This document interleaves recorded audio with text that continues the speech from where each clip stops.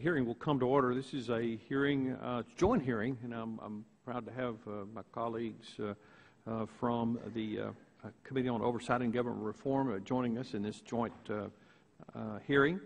Subcommittee on Oversight and Investigations Committee of the Financial Services and the Subcommittee on TARP, Financial Services, Bailouts of Public and Private Programs, and the Committee of the Committee on Oversight and Government Reform. We'll remind all members that we may have some members that want to join without any objection. We may have some other members of the committee, Financial Services Committee, that may want to join after the votes. Just kind of lay out a plan for everybody. We're going to try to get the opening statements out of the way here. I think there will be a vote shortly. I think there's 2 votes, I believe, or something like that. We'll go do those quickly and then come back and begin the hearing. Without objection, all members' opening statements will be made a part of the record. Today we're having this hearing in order to look into matters at the SEC on how ethics and things are handled within the organization. The Inspector General has just released a report, and he will go over that. I think one of the things that's alarming about this hearing today is that the SEC really holds the entities that they regulate to very high standards, particularly when it comes to conflict of interest. And I think it is extremely important that the organization that holds others to these standards must have those same standards within their organization. And as we look at the Inspector General's report, I think there were some holes in that system. And one of the things we're here today is to discuss that. I think it is alarming to find out that someone that may have had a financial interest in the Madoff settlement was actually handling many of the very high-level discussions that were going on at the SEC. And many of us believe that that was probably not appropriate behavior. As we move forward with this, I think one of the things we have to understand is that the SEC is entrusted to protect shareholders and investors, and that some of the behavior that was going on within the organization would be probably behavior that would not be tolerated, by some of the companies and entities and individuals that fall under the SEC's jurisdiction. Ultimately, I think what the findings of the Inspector General, as we'll hear, is that there was some lapses and that there are some changes that need to be made within the organization, and that the leadership of this on this issue really needs to come from the very top. And we look forward to hearing from Ms. Shapiro on some of the things that her reflections on the report and things that she thinks that need to be happening within her organization to moving forward to make sure these kinds of issues do not happen in the future. And I think there's a high expectation that this issue be dealt with. And that hopefully things like this don't happen again, because this was a very high-profile case to begin with, and had a lot of attention to the Madoff issue, and then to kind of follow up and find out that within the organization then we were having lapses in other internal control areas was somewhat disturbing for a lot of us. So I look forward to this hearing today. And now it's my pleasure to yield 2 minutes to the gentleman, Mr. Capiano, ranking member. Thank you, Mr. Chairman. I'd just like to welcome the people going to give testimony today, the members of the panel.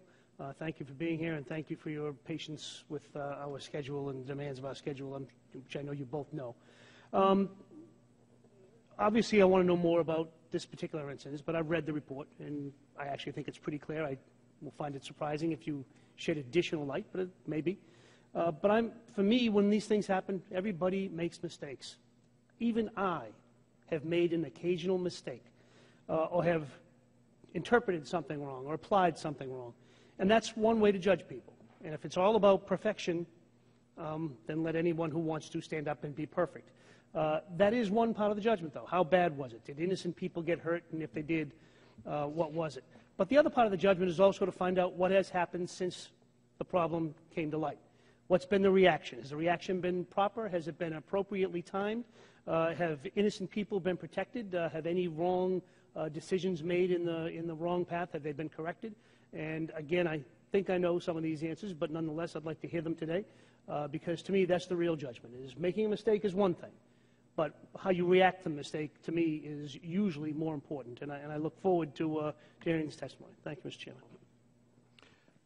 I thank the gentleman. I'm also pleased to have the chairman of the Oversight and Government Reform joining us on the panel as well, Mr. Issa. We appreciate you being here. And now yield 3 minutes to the chairman of the subcommittee, Mr. McHenry, who I look forward to working with on this hearing, and thanks for your cooperation. Thank you, and thank you for this joint hearing today. And I want to thank our panel for being here and complying with our schedule. I certainly appreciate that. And I want to thank you both for your service in government. In May 2010, then-ranking member Darrell Issa released a report that it explained how the SEC's unworkable structure, lawyer-driven culture, and technological backwardness helped to cause one of its high-profile failures, such as the Madoff scandal. This joint committee hearing continues ongoing efforts of congressional oversight. The matter at hand today originates with Bernie Madoff's elaborate Ponzi scheme. Mr. Madoff admitted guilt nearly a decade after questions had been raised to regulators about the Madoff firm, which operated a Ponzi scheme with over $60 billion of fraud and thousands of clients. It was clear the SEC's reputation had taken a blow. In 2009, Mary Shapiro was named chairman of the SEC and stated her commitment to rebuild the SEC's reputation. Soon after her arrival, she welcomed back David Becker to the SEC as General Counsel. Upon arriving at the SEC in early 2009, Mr. Becker informed Chairman Shapiro about his status as a net winner from the Madoff fraud case. Despite learning this, Chairman Shapiro never asked Mr. Becker to recuse himself from Madoff-related matters or to disclose his financial interest. This was unfortunate, and this was a mistake. That's now clear. Since then, a series of missteps by high-ranking officials at the SEC, ranging from Mr. Becker's communication with SEC's counsel to his personal participation in matters in which he had a personal financial interest, have put into question the reputation of the management and decision-making of the SEC. That's what this hearing is really about. We also know, for example, that the SEC's 5 commissioners, advised by Mr. Becker, voted on an issue that affected Mr. Becker's personal financial interest, and only Chairman Shapiro knew about that, and perhaps not to the full extent that she now does. Just yesterday, the SEC's Inspector General referred the Becker situation and case to the Department of Justice. Well, Chairman Shapiro, you've had a distinguished career. You've had a long service in government service, and we certainly appreciate that. We appreciate your contribution to federal service. You have a wonderful reputation. What is clear about this situation is that you did make a mistake. You admitted such, and you said, had you known then what you now know, you would have acted differently. What we want to know in terms of federal congressional oversight is how we prevent this from happening again. What policies you're going to put in place, what actions you have taken, and what actions you'll take going forward to make sure this never happens again. Thank you for being here. Thank you for your testimony. Thank you for your service. Thank the gentleman, and now I yield 2.5 minutes to the gentleman, Mr. Quigley. Thank you, Mr. Chairman. Earlier this year, this subcommittee held a hearing, similar hearing on the SEC. At that hearing, we acknowledged a number of issues facing the SEC, including budget cuts and the ability of SEC to complete its responsibilities after they're done. We also discussed internal challenges, including the David Becker potential conflict of interest in handling high-profile cases. But at that time, at our last hearing, we didn't have the benefit of the extensive record that we do now, thanks to the Inspector General's report. In order to fairly address this important issue and restore the public's confidence in the SEC, we welcome a thorough discussion of these matters. To that end, we also welcome the voluntary appearance of David Becker and hope his testimony will advance our discussion. This case exemplifies how even the appearance of impropriety can undermine public confidence in vital institutions like the SEC. According to the Inspector General, quote, Becker participated personally and substantially in particular matters in which he had a personal financial interest. That demonstrates the importance of transparency and of ethical decision-making in the agency process, an imperative for objective, independent, and competent ethics counsel at all government agencies. In closing, I look forward to this discussion as well as our consideration of the Inspector General's recommendations for reforming the SEC's Ethics Office. I'd also like to observe that Chairman Shapiro deserves credit for steps she has already taken to deal with this issue and future issues. She called for the Inspector General's investigation and has moved to revamp the SEC's Ethics Office. I hope we can build on her work and help restore trust in the SEC, a vital public institution that is critical to the soundness of our financial markets. Thank you, and I yield back. I thank the gentleman, and now the Chairman of the Committee on Oversight and Government Reform, Mr. Issa, is recognized for 2 minutes. Thank you, Mr. Chairman, and thank you for convening this joint hearing today. It is, in fact, always a pleasure to see the chairwoman. We consider her to be a consummate professional who, as Chairman McHenry said, has made a mistake. Also, I'd like to welcome General Coates. Your report is important to the reform that this joint group wants to do. I recognize that although the reform is in the name of our committee, ultimately a great deal of what's going to be done, overseen, and fixed will be under Financial Services. We are deeply concerned that we've now had 2 strikes on Bernie Madoff, that in fact today many of my questions will be not only how did it happen, but how are we going to make sure we don't have a third? It is extremely important that this committee, this joint effort, begin looking and saying, how do we get the maximum confidence in the process? How do we get capital moving again? Because ultimately, dollars sitting on the sideline is in fact a national problem, and there is no better place to ensure the confidence comes back than to our public market. So I look forward to the hearing. It's going to be tough. There's going to be tough questions because mistakes were made. But, Mr. Chairman, as you know, our committee is also working on Fast and Furious with a different part of government in which they're still claiming that no problem really occurred, that it was simply a botched operation. This was not a botched operation. There were mistakes made that we have to ensure do not happen in the future as a process, not just for individuals. So I thank you for holding this hearing, and I look forward to the question and answer. And yield back. Thank the gentleman, and now I'm going to yield 1 minute to gentleman, Mr. Lynch. Was he not? Okay. I'm sorry. To Mr. Cummings. Excuse me for that. It's 2.5 minutes. Thank you very much. Recognized. Thank you, Mr. Chairman, for calling today's hearing, and I welcome the opportunity to work with the members of the House Financial Services Oversight and Investigations Subcommittee on this very important issue. The IG report, which I commend Chairman Shapiro for requesting, clearly describes a procedural breakdown within the SEC's ethics process that undermines the public's trust, not just in the Madoff matter, but also in any other matter before the Commission. This is simply unacceptable. The victims of the Madoff scheme deserve to know that the SEC's decision in this case was not tainted by conflicts of interest. I'm heartened by reports that Chairwoman Shapiro has already adopted the IG's recommendations to revisit the SEC's position regarding the method used to calculate the value of each Madoff victim's accounts, a method that was advanced by Mr. Becker and adopted by the SEC. I'm also encouraged that Chairwoman Shapiro took action last year to overhaul the Ethics Office, hire a new Ethics Counsel, and provide the office with greater resources. However, I, like other members of this panel, continue to have grave concerns and serious questions about the procedural breakdown in the SEC's ethics process. And it is so important that we establish trust and reestablish trust in this very important office. Ms. Shapiro, you've said it yourself that trust is very, very important for everything you do. There are so many Americans that are depending on this office to do the right thing. And they have to know that things are functioning the way they're supposed to function. And so I look forward to your testimony, And thank you again, Mr. Chairman. And with that, I'll yield back and look forward to the testimony. I thank the gentleman, and Mr. Lynch is not here. Ms. Maloney, for 1 minute.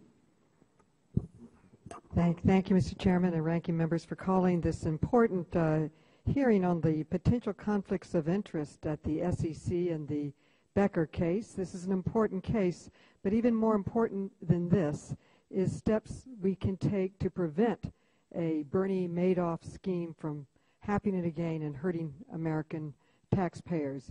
And Dodd-Frank implemented a strengthened public accounting board, strengthened independent auditors because the information and the accounts were fraudulent in the Madoff case. It strengthened whistleblower protections. It lowered the aiding and abetting standard, and it strengthened the requirement that examiners talk to law enforcement in order to move forward. I agree very much with the IG's recommendation that the vote should be reconsidered in a process that is free from any possible bias or taint. And I look forward from hearing from you, Mrs. Shapiro, what steps you're taking to ensure that this time the Madoff victims and the American people can be confident that this process is untainted and unbiased. Our markets run more on trust than on capital, and restoring trust is extremely important. This is an important hearing. Thank you, Mr. Chairman. I yield back. Thank the gentlewoman. Our first panel is the Honorable Mary Shapiro, and she's the chairman of the U.S. Securities and Exchange Commission, and Mr. David Kotz, the Inspector General, U.S. Securities and Exchange Commission.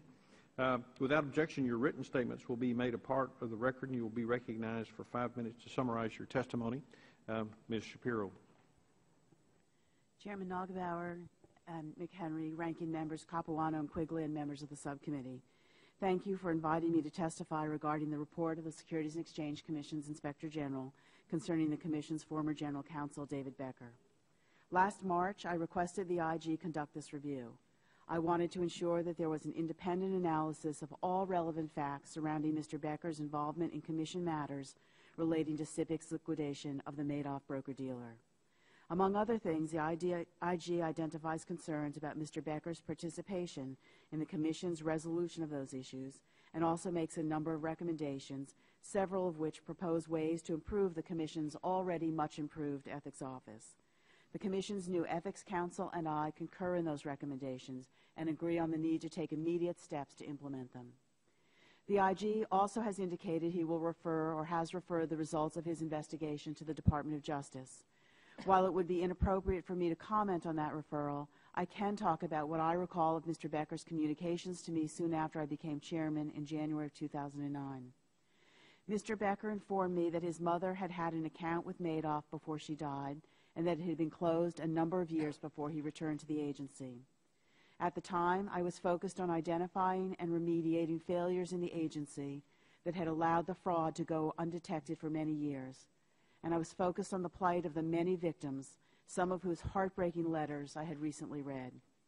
It simply did not occur to me then that his deceased mother's account, closed years ago, could present a financial conflict of interest.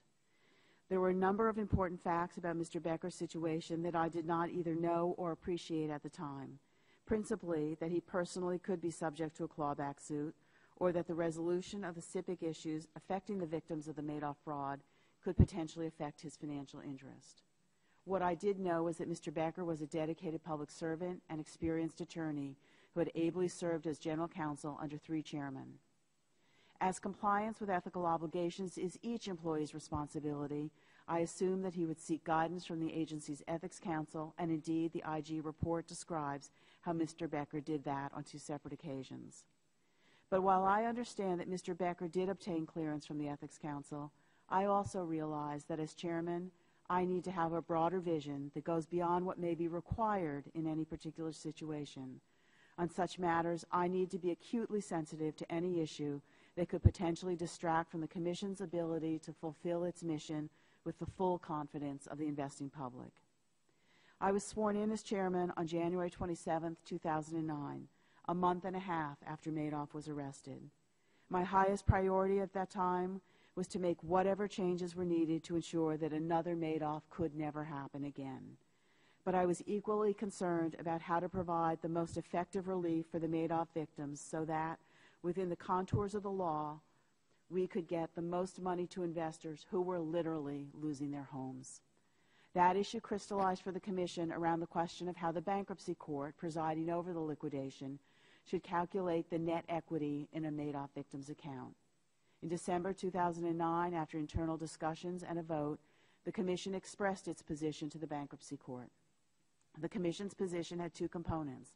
First, the Commission determined that due to the nature of Madoff's fraud, customers' net equity could not be based on the fictitious amounts shown on their final account statements. Instead, they should be measured by their net investment with Madoff, the money in, money out approach.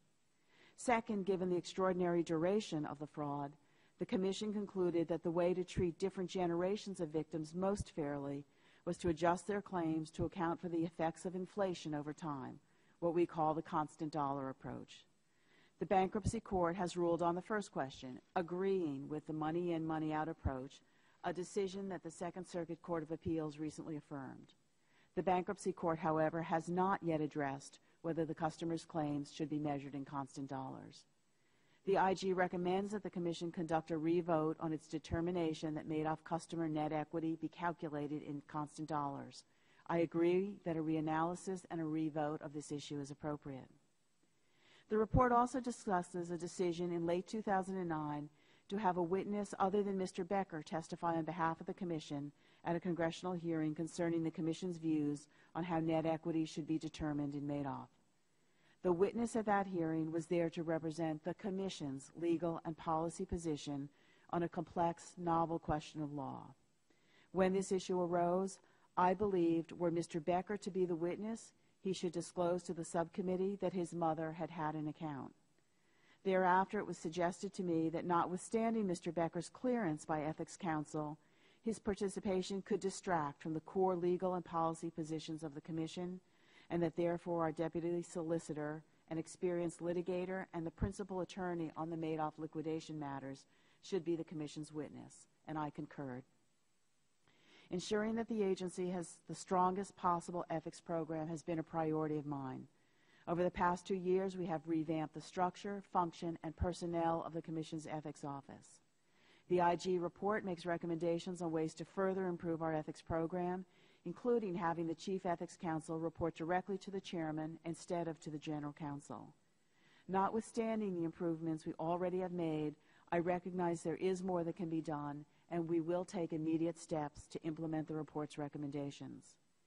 I am proud of how much we have accomplished at the SEC over the past 2.5 years, and I am proud to have the opportunity to work alongside an extraordinary staff who work tirelessly to protect investors in the markets. Critical to the performance of our mission is protecting the integrity and the perception of integrity of our decisions and our processes. I can say to you with assuredness that we have learned from this experience and are taking and will continue to take all actions necessary to earn and maintain the trust the public places in us. Thank you for the opportunity to be here today, and I'm happy to answer your questions. Thank you. And Mr. Kotz, thank you. You're recognized for 5 minutes. Thank you for the opportunity to testify before the subcommittees on the subject of potential conflicts of interest at the SEC, the Becker case, as the Inspector General of the United States Securities and Exchange Commission.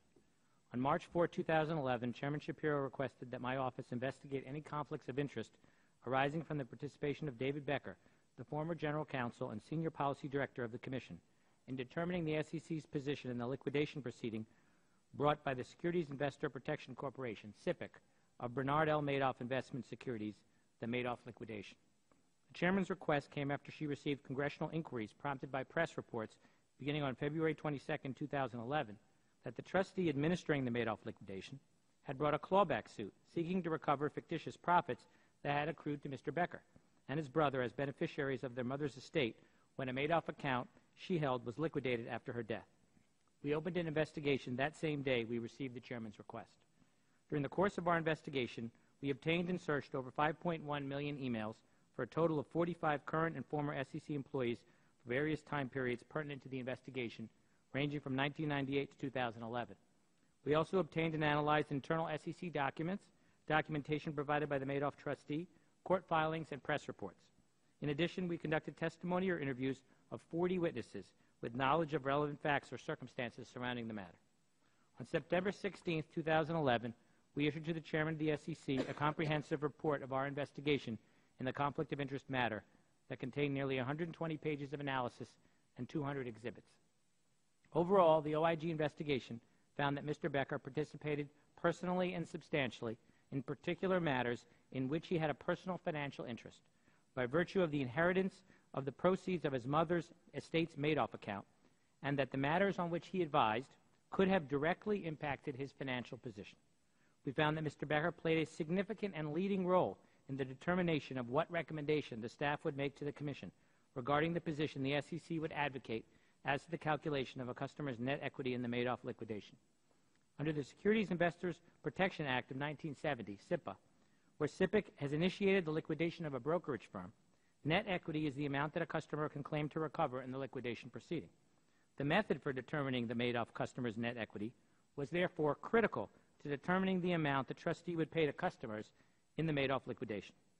Testimony obtained from SIPC officials and numerous SEC witnesses, as well as documentary evidence reviewed, demonstrated that there was a direct connection between the method used to determine net equity and clawback actions by the trustee, including the overall amount of funds the trustee would seek to claw back and the calculation of amounts sought in individual clawback suits.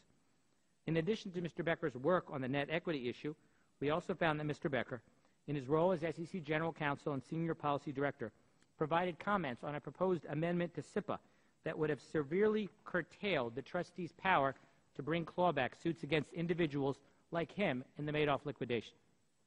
After we concluded the fact-finding phase of our investigation, we provided to the Acting Director of the Office of Government Ethics, OGE, a summary of the salient facts uncovered in the investigation as reflected in our report. After reviewing the summary of facts we provided, the Acting Director of OGE advised us that in his opinion, as well as that of senior attorneys on his staff, Mr. Becker's work, both on the policy determination of the calculation of net equity in connection with clawback actions stemming from the Madoff matter, and his work on the proposed legislation affecting clawbacks, should be referred to the United States Department of Justice for consideration of whether Mr. Becker violated 18 U.S.C. Section 208, a criminal conflict of interest provision. Based on this guidance from OGE, we have referred the results of our investigation to the Public Integrity Section of the Criminal Division of the United States Department of Justice. Based on the findings in our report, we have also recommended that in light of David Becker's role in signing an advice memorandum and participating in an executive session at which the Commission considered the recommendation that the Commission take the position that net equity for purposes of paying Madoff customer claims should be calculated in constant dollars by adjusting for the effects of inflation, that the Commission should reconsider its position on this issue by conducting a revote in a process free from any possible bias or taint. We have also made several recommendations with respect to the Ethics Office, including that the SEC Ethics Council should report directly to the Chairman rather than to the General Counsel, and that necessary steps, including the implementation of appropriate policies and procedures, be taken to ensure that 1. Objective, complete, and consistent ethics advice is provided. 2. Ethics officials have all the necessary information in order to properly determine if an employee's proposed actions may violate rules or statutes or create an appearance of impropriety.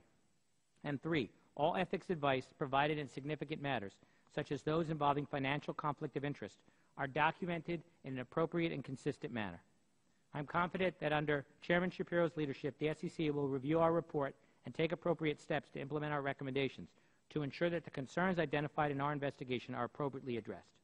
I also believe the fact that the Chairman asked my office to conduct this investigation, and we completed an exhaustive investigation and issued a thorough and comprehensive report in a timely fashion, demonstrates that the Inspector General process within the SEC is working effectively.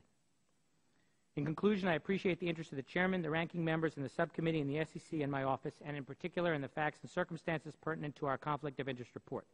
I would be happy to answer any questions. Thank you. Thank you, and we'll now go to questions from the members.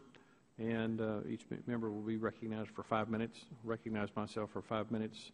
Mr. Shapiro, you advised Mr. Becker that he would have to disclose his interest in the Madoff interest if he testified before Congress. but you didn't feel it was necessary to disclose information before the commission, when the commission, Mr. Becker made a presentation on his proposed formula for the liquidation. I was a little confused why you felt like it was important that he disclosed that to Congress, but not disclose it to your commission members. Can you shed some light on that for me? I'd be happy to, Mr. Chairman. I thought it was very important that any information be disclosed to Congress in the context of his potentially being a witness, so there would not be any surprises. It did not. He apparently did not tell the commissioners, and it did not, frankly, occur to me to direct him to tell the commissioners, because generally it's not our practice to tell the commission or to talk about it when somebody does not have a conflict of interest. And ethics having cleared that he did not have a conflict of interest from appearing, he did not need to recuse. And so we generally haven't told people when somebody is not recused. I wish that he had told them. And after we all learned, obviously, from reading the newspaper, that he had in fact been sued in a clawback suit, and myself included, very surprised by this news, I did go to each commissioner and in fact apologize to them for not having thought to direct David to do exactly that and inform them of it. But it simply was because we just don't have a practice of telling people when somebody's not recused.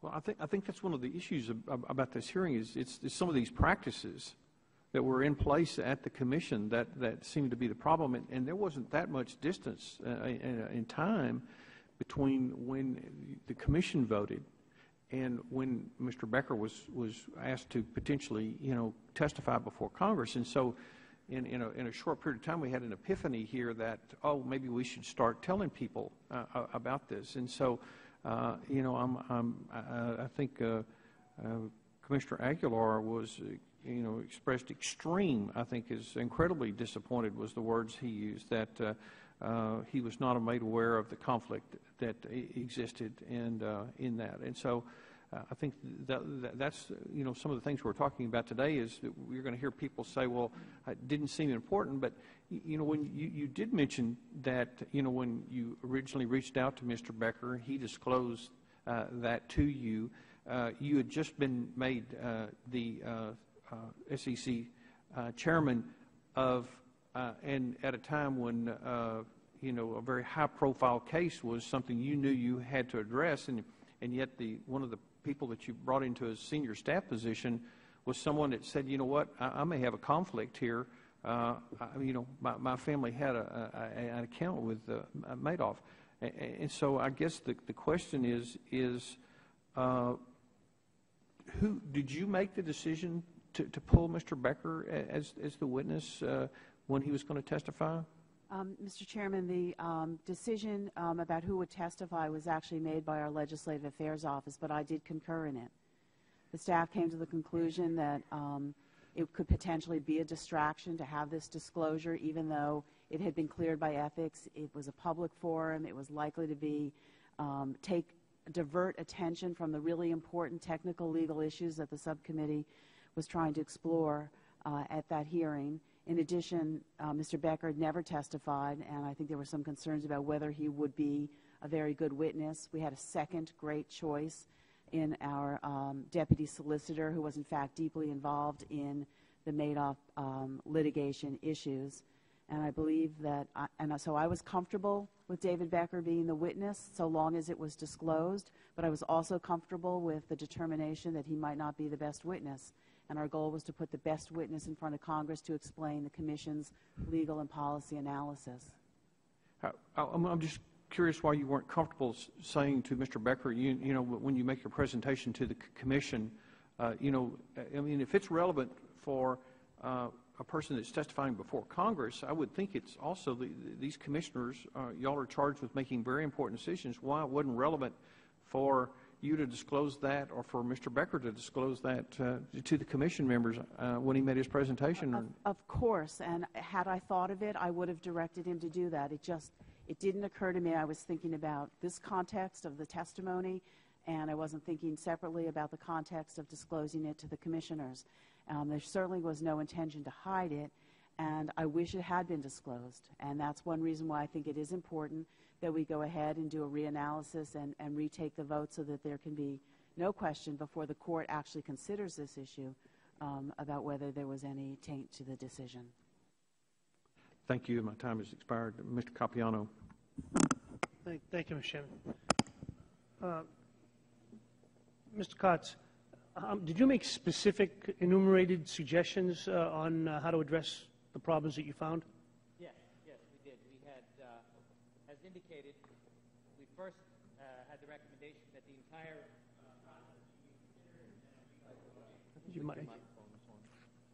the entire process be reconsidered and that a revote be taken, so that. I mean, did you make a number of specific recommendations? Yes. And how many recommendations did you make approximately? Do you know? 4 separate recommendations. We made 3 separate recommendations with respect to the ethics office, and then a recommendation overall about the process. So 4 specific recommendations. Was it usually the way these things work is you make a recommendation and not you, but any IG makes a recommendation, and whoever they're recommending to has a response. Was there any disagreement with any of the recommendations you made? No, I mean, we follow up. We ask for actually a corrective action plan to demonstrate that the recommendations have been implemented. But in this case, the chairman has already indicated that she plans to implement the recommendations. Okay, so to your knowledge, everything you recommended is either been done or is being done? Correct. Do you have any plans to do a follow-up to that, a month, 6 months, a year from now, to see if they have, in fact, been implemented? We may do a follow-up to look at the ethics office overall. You know, it will depend on the information we get about the recommendations being implemented. But if there's any question about the complete and full implementation of the recommendations, we will follow up. Ms. Shapiro, would you have any objections to a follow-up, again, 6 months or a year from now, or whatever?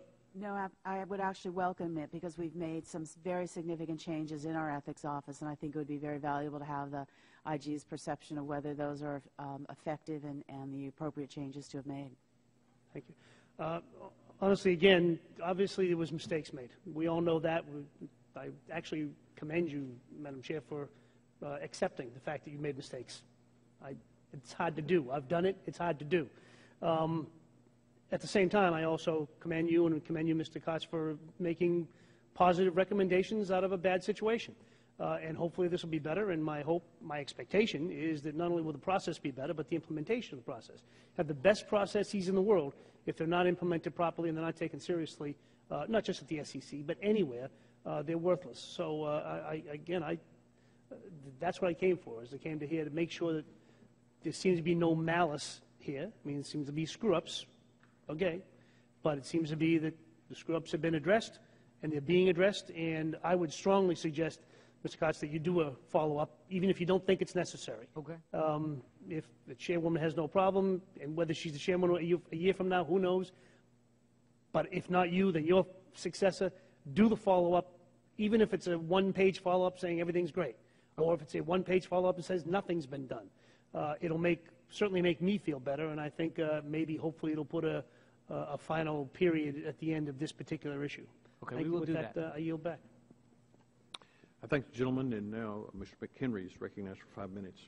Thank you for your testimony, and Chairman Shapiro, thank you for the work you've rendered to your government and your service. But as I said, this is an unfortunate situation, but there are a few things that are that we have in terms of what appeared to happen. I just want to confirm that those are in fact the case, so you can answer how you see fit. But when Mr. Becker returned to government service in about February of 2009, he disclosed that his late mother's account was in fact a Madoff account.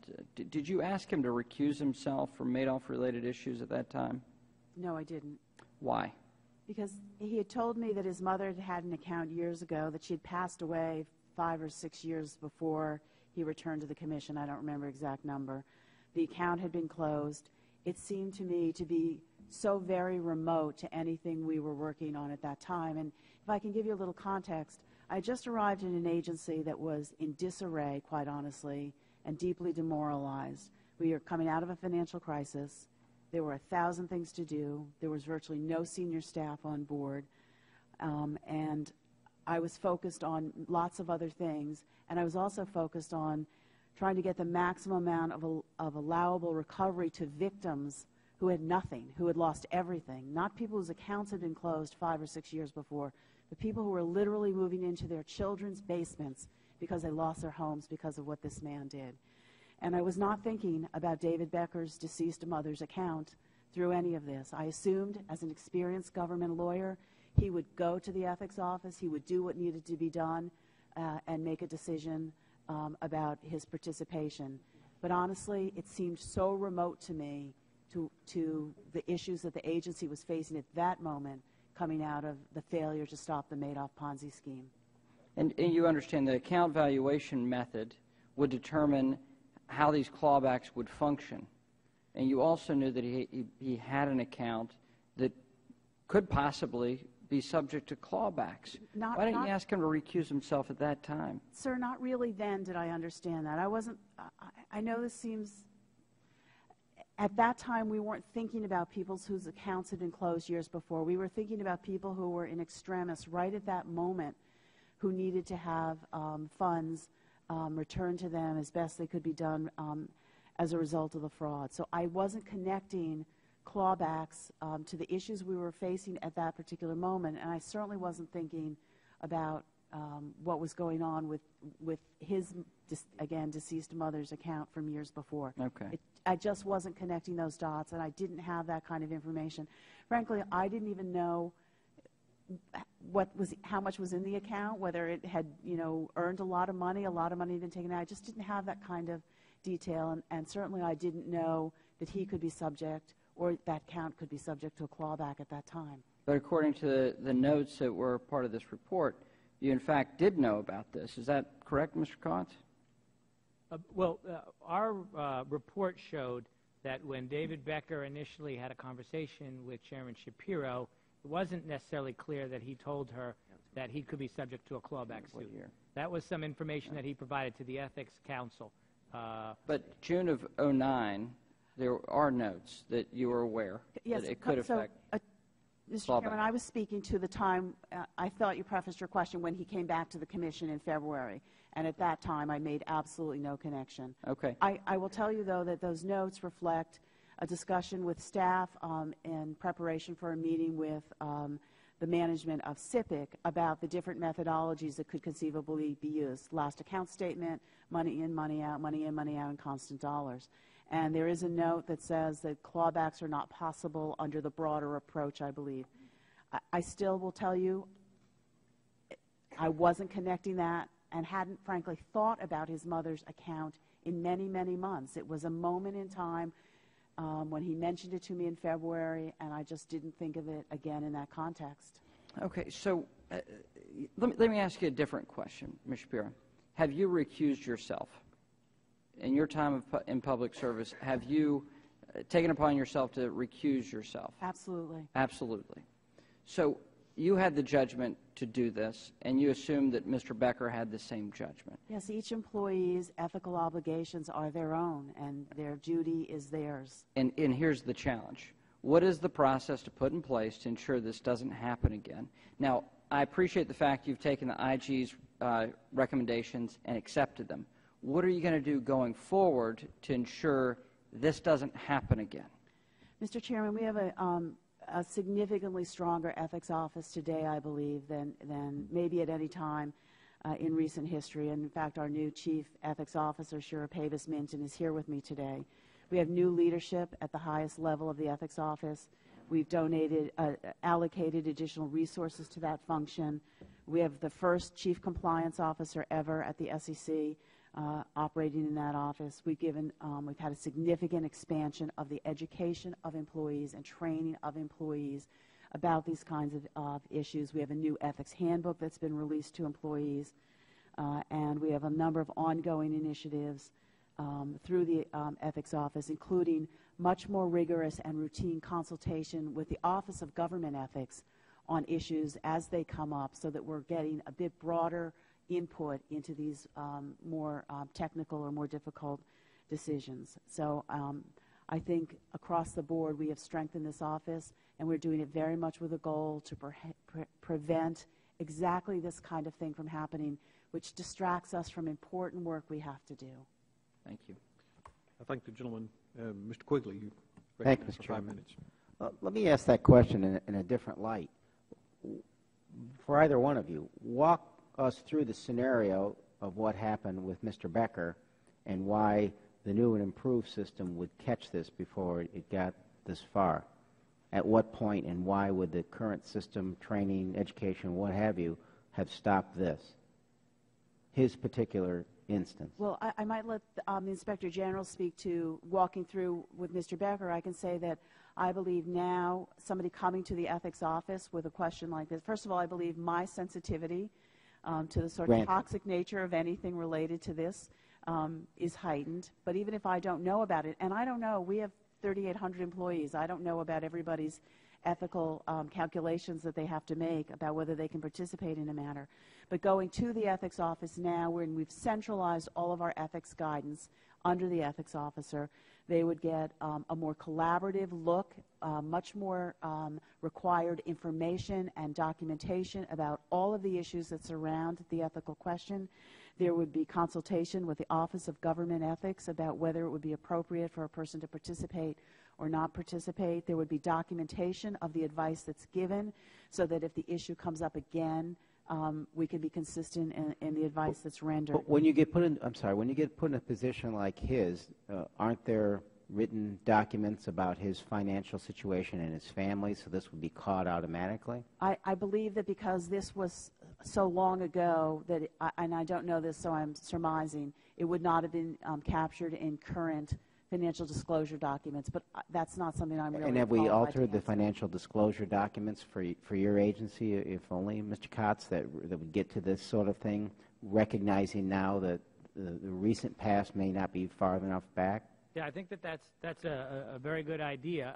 The other point I would make in terms of how things would be different, implementing our recommendation that the Ethics Council should report directly to the chairman, I think would change things. We had great concerns about the process used, where David Becker went to a subordinate and got the advice with respect to whether he had to recuse himself from that matter. Several months later, he performed a performance evaluation of this individual, and so I think that there is a concern about when you have to give ethics advice for your boss, where it's a matter that the person wants to work on. And so if you move that person from under the general counsel, then I think in this case, the ethics official who makes the decision would maybe feel more comfortable giving appropriate advice. I think if that recommendation is implemented, which I understand it will be, that could potentially make a significant difference. You mentioned this is potentially a good idea. How far back do you go now on your current recommendations in a person's financial background who make decisions like Mr. Becker was?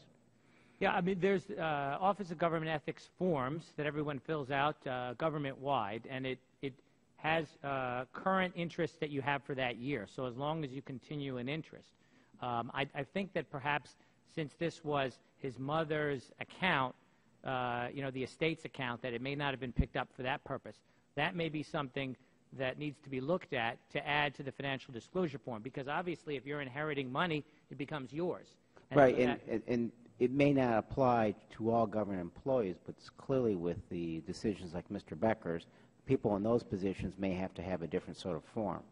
Yeah, so I agree. I mean, there should certainly be a heightened standard for a senior person in an agency like the SEC. You know, the SEC holds itself out. Its code holds itself out for the highest level of integrity, and I think that that's an important standard that the SEC has to keep.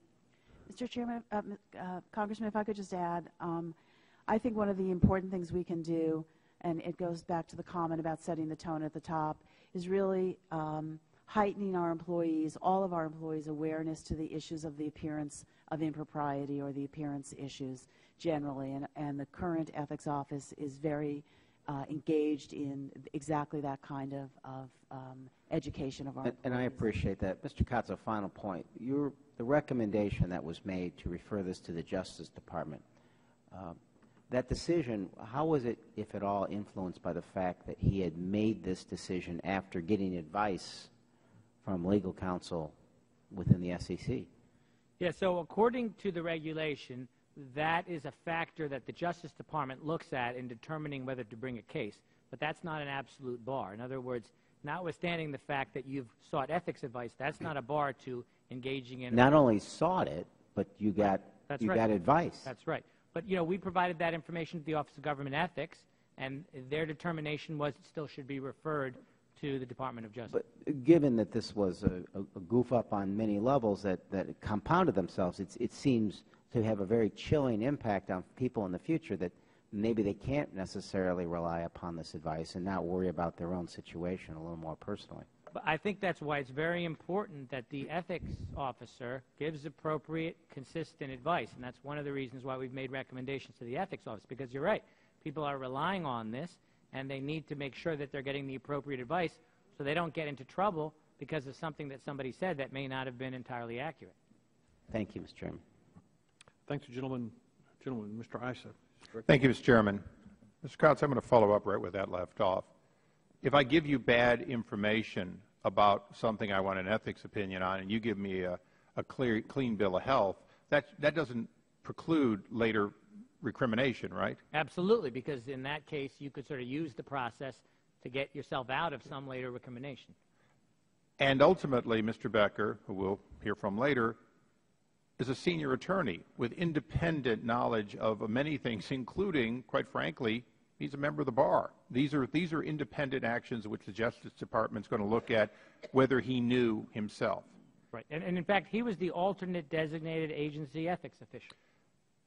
Thank you. You've taken me to the next question, which is inherently throughout government, not just in what Chairwoman Shapiro wants to fix, but throughout government, don't we have a need for a greater level of independence than, in fact, the head of all the lawyers, whom, in fact, may have lots of lawyers working with them and so on, who goes to another person that works for them for an ethics opinion? Isn't that a level of independence that is government-wide to be rethought by this committee? Yeah, I would think it would apply to other agencies as well. Absolutely. It's very hard to be completely independent when you are subordinate to somebody, when they're reviewing and evaluating you. It's a very difficult thing to do.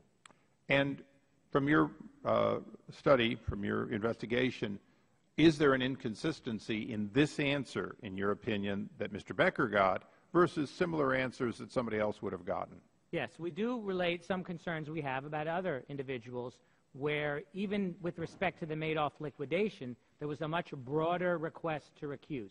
And while with respect to Mr. Becker, the determination was one aspect shouldn't necessarily impact the other, when it came to a lower-level staff attorney in the Office of General Counsel, just a small amount of work in her law firm on an unrelated bankruptcy matter, the determination was made she should be recused from all Madoff-related activities. So they erred on the side of caution, except in the case of Mr. Becker. Yes, that was a concern, certainly. Okay. Madam Chair, you oversee a great many public companies. Do those public companies have to declare contingent assets and contingent liabilities that they have on their financial statements? In other words, under GAAP accounting, don't you have to actually disclose the fair contingent liability or contingent asset? If you sign, for example, famously, we're all looking at this in our companies, and I do have some companies falling under some of these requirements. If you've got a lease, you've got a value on that lease, even if you're making the payment every year. So you have to evaluate that. So all those contingent assets and liabilities, public accounting is trying to grapple with how to state them, correct? Even though they're not always liabilities that have any effect this year on the P&L. Right. In a sense, for this committee, and particularly for the Reform Committee that would be looking government-wide, shouldn't ethics disclosures very much reach out and say, what are your contingent liabilities and your contingent assets? Are you the signer on your child's credit card? Are you the signer on your mother's home? Aren't those, in fact, things which could very much affect, just as Mr. Becker had a $140,000 or so dollar contingent, or $130-some thousand contingent windfall if he convinced a standard to be in his favor? I think it's a great question. I think some of that is actually already required to be disclosed. Some of the things that are not just personal to you, but to your spouse, to your children, trusts you might manage for a disabled a family member, those kinds of things. But I think it's very much worth looking at because anything that has the potential to create a conflict of interest, even if it's not directly owned by you, is something we should be looking at. Mr. Kotz, was there any indication on Mr. Becker's disclosure of this contingent value or contingent liability if the Madoff clawback came in? Yeah, I mean, I think that's an excellent point. In this case, we found that the ethics official's advice was based on some incorrect assumptions, but we also found that there wasn't an effort to seek out that contingent information. In other words, there wasn't an effort when Mr. Becker came in and gave Mr. Lennox the information to try to understand exactly what this means. How will this impact things? What if this happens? What if that happens? Just like you're saying, in a contingent fashion. Had he done that, he would have seen that there was this connection between what Mr. Becker was working on and his financial interest. So the candid disclosure that we expect from public companies didn't occur in this case? It did not. Thank you. Thank you, Mr. Chairman. I thank the gentleman. And now the gentleman from Maryland, Mr. Cummings. Thank you very much. I want to just pick up where Mr. Issa left off. Let me make sure I understand this. Having represented a lot of lawyers in private practice, Mr. Coates, we had at least 7 SEC officials that had been informed at one time or another about Mr. Becker's mother estate account, including the chairman, the then deputy general counsel, the current general counsel, the deputy solicitor who testified at a hearing in Becker's stead, the director of the Office of Intergovernmental Legislative Affairs, the special counsel to the chairman, and 2 ethics officials. But none of those individuals saw a duty to take further action to disclose Becker's interests to others at the SEC or to see it that Becker recused himself from the Madoff-related matters. Is that correct? Yes. And Mr. Issa said something that was very interesting. He said, if somebody gives bad information, and I'm asking you, because I'm sure Justice is looking at this hearing, are you saying that Mr. Becker gave any of these folks bad information? The reason why I'm getting at this is because I want to make sure, as other members of this panel have said, that it doesn't happen again and that your recommendations are able to catch these kinds of problems from happening again. But I can tell you, if 7 people tell my client to do something, assuming he hasn't given them bad information, I mean, I got to wonder about that. So you're saying that you remember Mr. Issa talked about bad information. Are you saying that Becker either did not tell the truth, did not tell the whole truth? I mean, what are you saying? No, there was no information that Mr. Becker gave that was incorrect. Say that again? There was no specific information that Mr. Becker gave that was incorrect. With respect to 5 of those 7 people, there was very limited information given. Okay. So there wasn't a lot of information upon which you might be able to make that determination. With respect to the ethics officials, there was more information given. The ethics officials had a misunderstanding, nevertheless, of the gravity of the situation. But no, Mr. Becker did not provide any false information, per se. All right. And did And one other thing you said that I was just wondering about, you talked about this whole thing of people being subordinate, that is, under him. And you all have, with the recommendations, I think we've addressed that. Is that correct? Is that correct? Yes, they are planning to address that, yes. Okay. Are you doing that? Absolutely. We will change the reporting line for the Chief Ethics Officer. And when is that going to happen? You keep saying we're going to. I thought we had done that. In a matter of however quickly I can get the commission approval to do it, but I would say in a matter of a couple of days. Oh, good, good. Would you let us know when that's done? Be happy to. Because I think that's very important.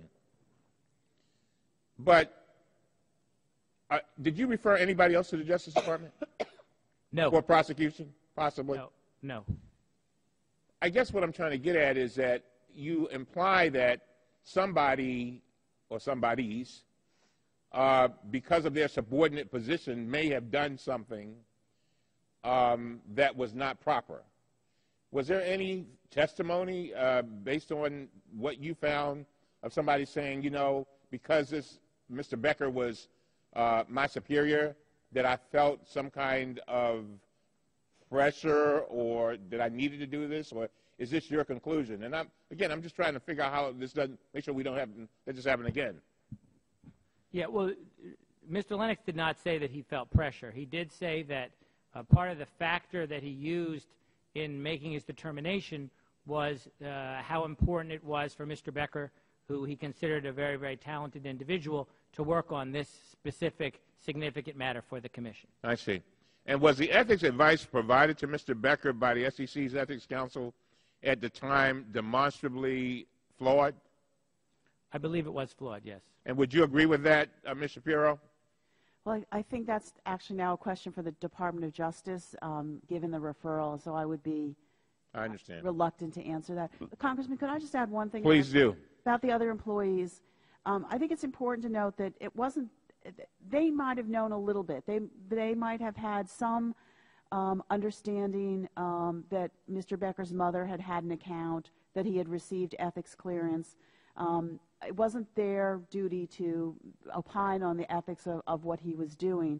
And while I'm certainly not condoning anybody turning their back on a potential conflict, I'm not aware of any of those other employees having done that. Thank you very much. And thank you, Mr. Chairman. I yield back. Thank the gentleman. And now the Vice Chair of the committee, Mr. Fitzpatrick, recognized for 5 minutes. Thank you, Mr. Chairman. Mr. Kotz, in his email to Mr. Becker, clearing him to work on the Madoff victim formula, the SEC Ethics Council did not discuss whether it would create an appearance of a conflict if Mr. Becker worked on the Madoff matters. Is a conflict of interest and an appearance of a conflict of interest the same, or are they different things? No, they're different, and one should do a different analysis as to whether there's an actual conflict or whether there's an appearance issue. Can you expand on the differences between what the, how the Sure, analysis sure. And in defines fact, the difference? the same ethics counsel in this case who did not state in the email to Mr. Becker that he was doing an appearance analysis actually issued an ethics newsgram where he talked about what the appearance analysis would be. And he actually did it in terms of the New York Times or Washington Post test.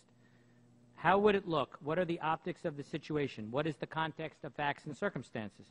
Would it pass what has often been referred to as the New York Times or Washington Post test? If what you propose doing becomes the subject of an article in the press, would you not care, or would it not look like you were doing something wrong? Even if you wouldn't care, what effect would the story have on the SEC and your fellow employees? That was the test that Mr. Lennox himself set forth for appearances. That is very different from what the Justice Department is looking at with respect to an actual conflict. So what would have happened if Ethics Council found, which I believe any reasonable person would have seen, that there was an appearance of a conflict? At that point, there could have been a request made for an authorization or waiver for Mr. Becker to go forward and work on it, notwithstanding the concern. That would have had to have been elevated to the chairman of the agency to make a determination. All the facts would have had to have been disclosed to the chairman in order for her to properly determine whether that was appropriate. But that was not done here. And in fact, the appearance issue did not come up in the email, and there was never an opportunity to look at it further. Mr. Kotz, are you familiar with the condition over the state of record keeping within the Ethics Office? I do know that one of the recommendations we made that things be documented more. One of the things that the previous Ethics Counsel, who gave the advice in this case, said was he didn't document generally ethics advice. And we think in order to ensure that there's consistent advice given to different people, that there be some documentation. So you believe that deficiencies in record keeping could result in inconsistent advice? Yes. Were all the staff at the SEC treated the same? Well, we found that there were other instances of individuals who sought ethics advice about the Madoff liquidation matter for whom there was a much broader analysis, and there was recusals in a much broader way than for Mr. Becker, which is why we had the concern with respect to Mr. Becker and Mr. Lennox being a subordinate of Mr. Becker. So was there special treatment? Well, I believe that there was different decisions made when it came to this decision with respect to Mr. Becker and when it came to decisions with respect to other employees in the Office of General Counsel. And then if there was an appearance of a conflict of interest in the Becker case, could he have continued to work on the matter? If he had gotten a specific authorization or waiver to continue to work on that matter. And that waiver would come from whom? The chairman. Nothing further. Thank you. Will the gentleman yield? Thanks. Mr. Kotz, can you document the Annette Nazareth situation that you mentioned in your report? Sure. In May 2010, Annette Nazareth came forward. I'm sorry, May of 2009. Annette Nazareth, along with many other lawyers, came forward and wrote a letter to David Becker requesting that the SEC consider the so-called last account statement approach. Under the last account statement approach, fictitious profits would be factored in. Essentially, Madoff victims would get compensation for the amount of their fictitious profits. That was a matter that David Becker looked at, analyzed, eventually rejected, but it was brought forward by Annette Nazareth, who's a former commissioner of the SEC, and other attorneys representing Madoff victims. And she, in fact, knew that Mr. Becker was heir to a Madoff account. Mr. Becker had informed Ms. Nazareth about his mother's estates account, yes. Does that raise concerns?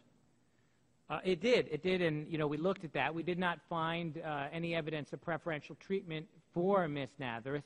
But the appearance. But the appearance is something that is a concern, and that's why all of Mr. Becker's activities in this matter have that appearance concern. And when you have a situation where you allow something to occur, even in the space of an appearance issue, there becomes sort of a taint or a potential bias, and it erodes the credibility of the process.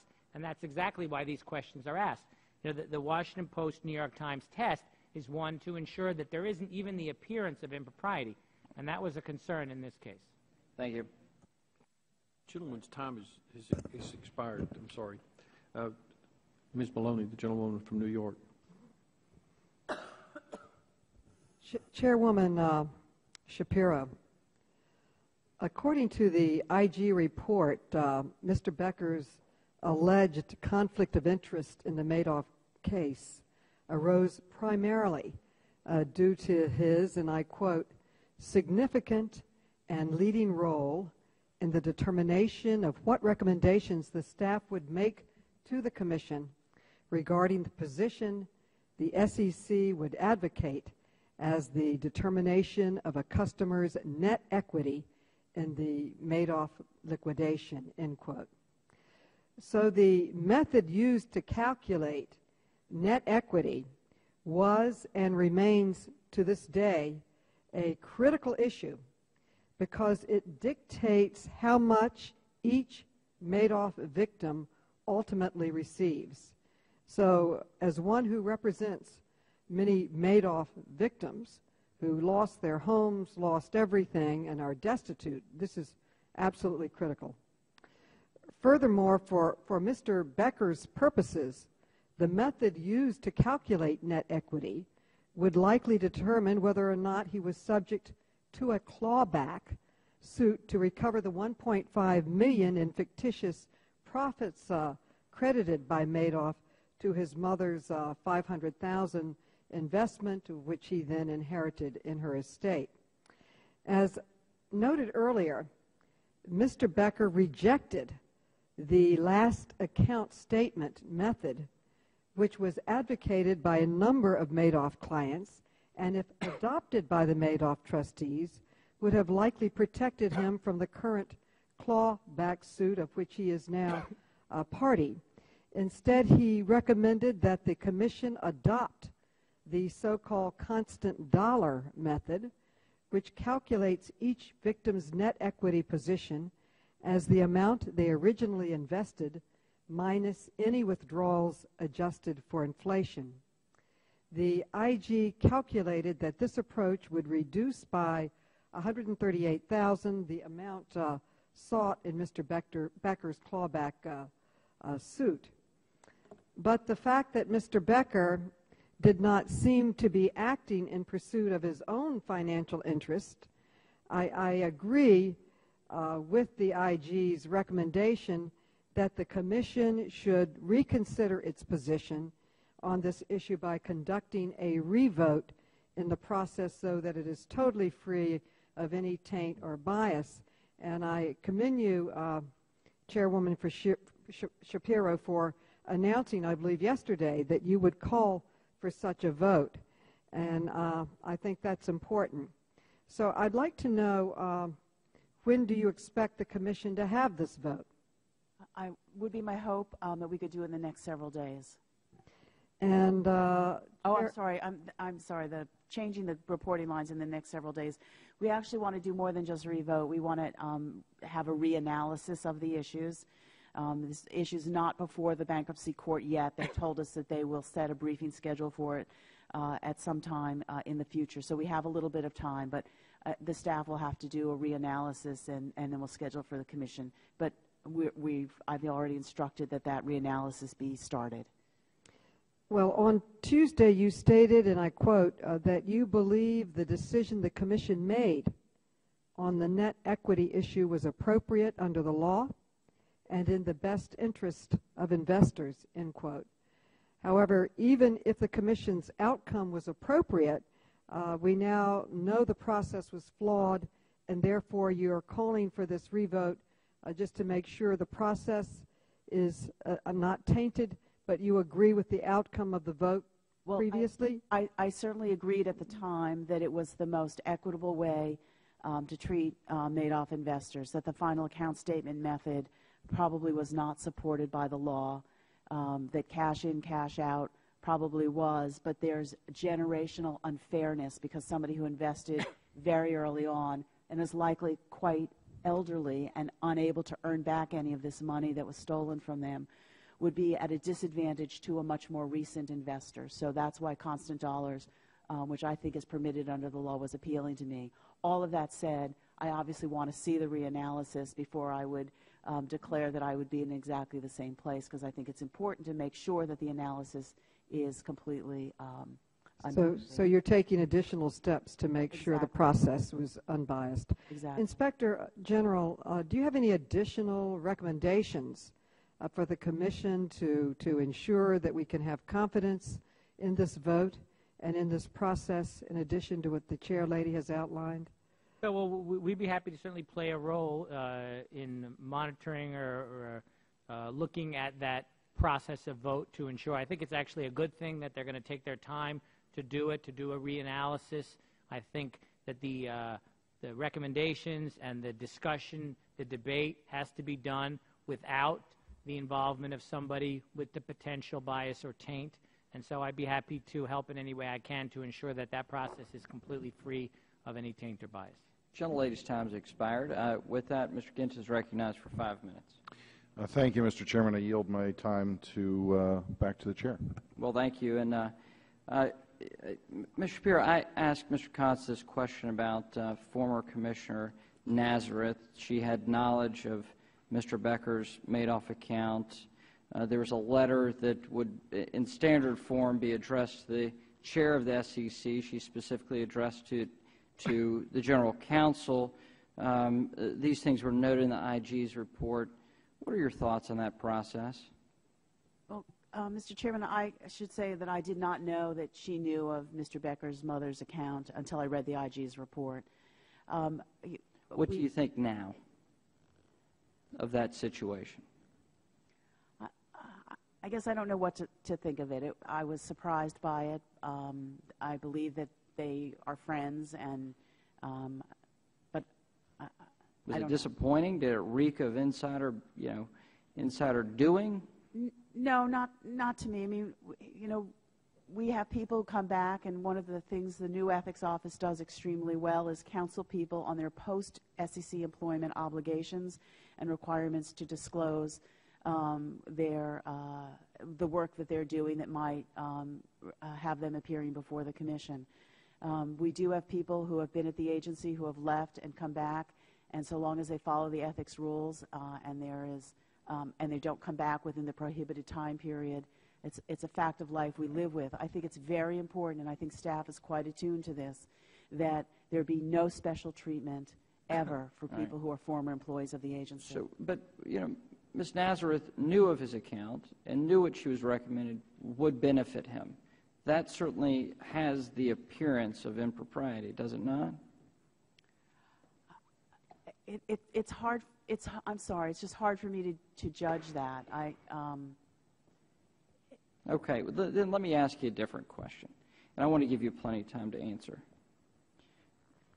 You testified before that knowing now what you know, had you known then what you know now, and you've referenced that before, and you've been very forthright about it. Tell me what you should have done, or what you would like to have done if you were able to rewind the clock. Walk us through that. In hindsight, because and the reason why I ask is, and I ask you about your personal recusal.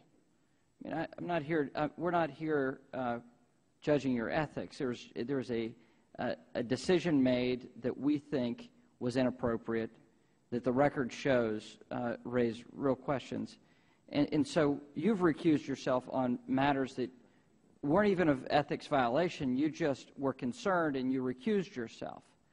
So rewind and just walk us through that. Sure, I'd be happy to.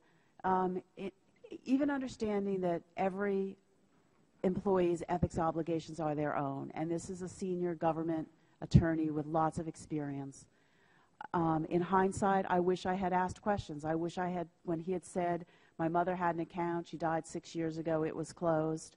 I wish I had thought to say, let's play this out. What are all the possible things that could happen down the road if we were thinking very aggressively and very creatively that could impact the fact that this account, which seems so remote to me when he told me about it, could have any implications whatsoever for your personal financial interests or for an appearance issue for the SEC as we deal with these issues. In hindsight, I wish I had asked more questions. Well, at the time, you were coming in to clean up the SEC after dealing with all that came of the Madoff situation. That this was an SEC failure, that they didn't see it happening. You had citizen watchdogs that said that tried to point this out to the SEC, and the SEC didn't take action.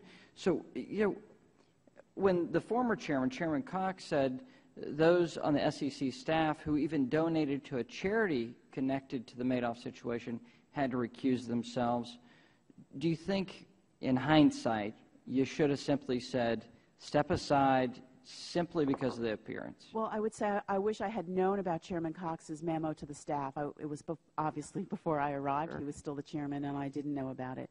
But I think, as I said back in March when I testified, that in light of what I know now, yes, I wish he had recused.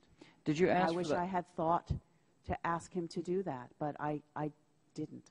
Did you ask for the IG report before or after the hearing back in March? I believe it was before the hearing. Oh, okay. Yes, I'm confident it was before the hearing. Okay, thank you. We could double-check the days, but I'm confident. Okay. Thank you for testimony. Mr. Miller for 5 minutes. Thank you, Mr. Chairman. My questions are not about Mr. Becker's conduct or the decision, the investigation by the SEC, or the decision to refer, but about SEC's investigation of conduct generally and decisions to refer to the Department of Justice. The speech at the Academy Awards by the producer of Inside Job can sound on it superficially like an appeal to mob rule. Why has nobody gone to jail? We don't put people in jail in this country because something went real wrong and we need somebody to blame. Politicized prosecutions really are incompatible with democracy and with the rule of law. On the other hand, the Teapot Dome scandal was in part about the ability to use, by political insiders, to use their political clout to keep a prosecution from happening, to protect people from prosecution who clearly were guilty of criminal conduct. And the Supreme Court at that time said that it was a proper role of Congress, Congress's oversight powers, to investigate how the executive branch used criminal prosecution powers. There's now a lot of civil litigation pending around the country. I'm sure you're aware of it, arising out of mortgage securitization in the last decade. The allegations in those lawsuits is pretty similar, and some of it seems to be very serious.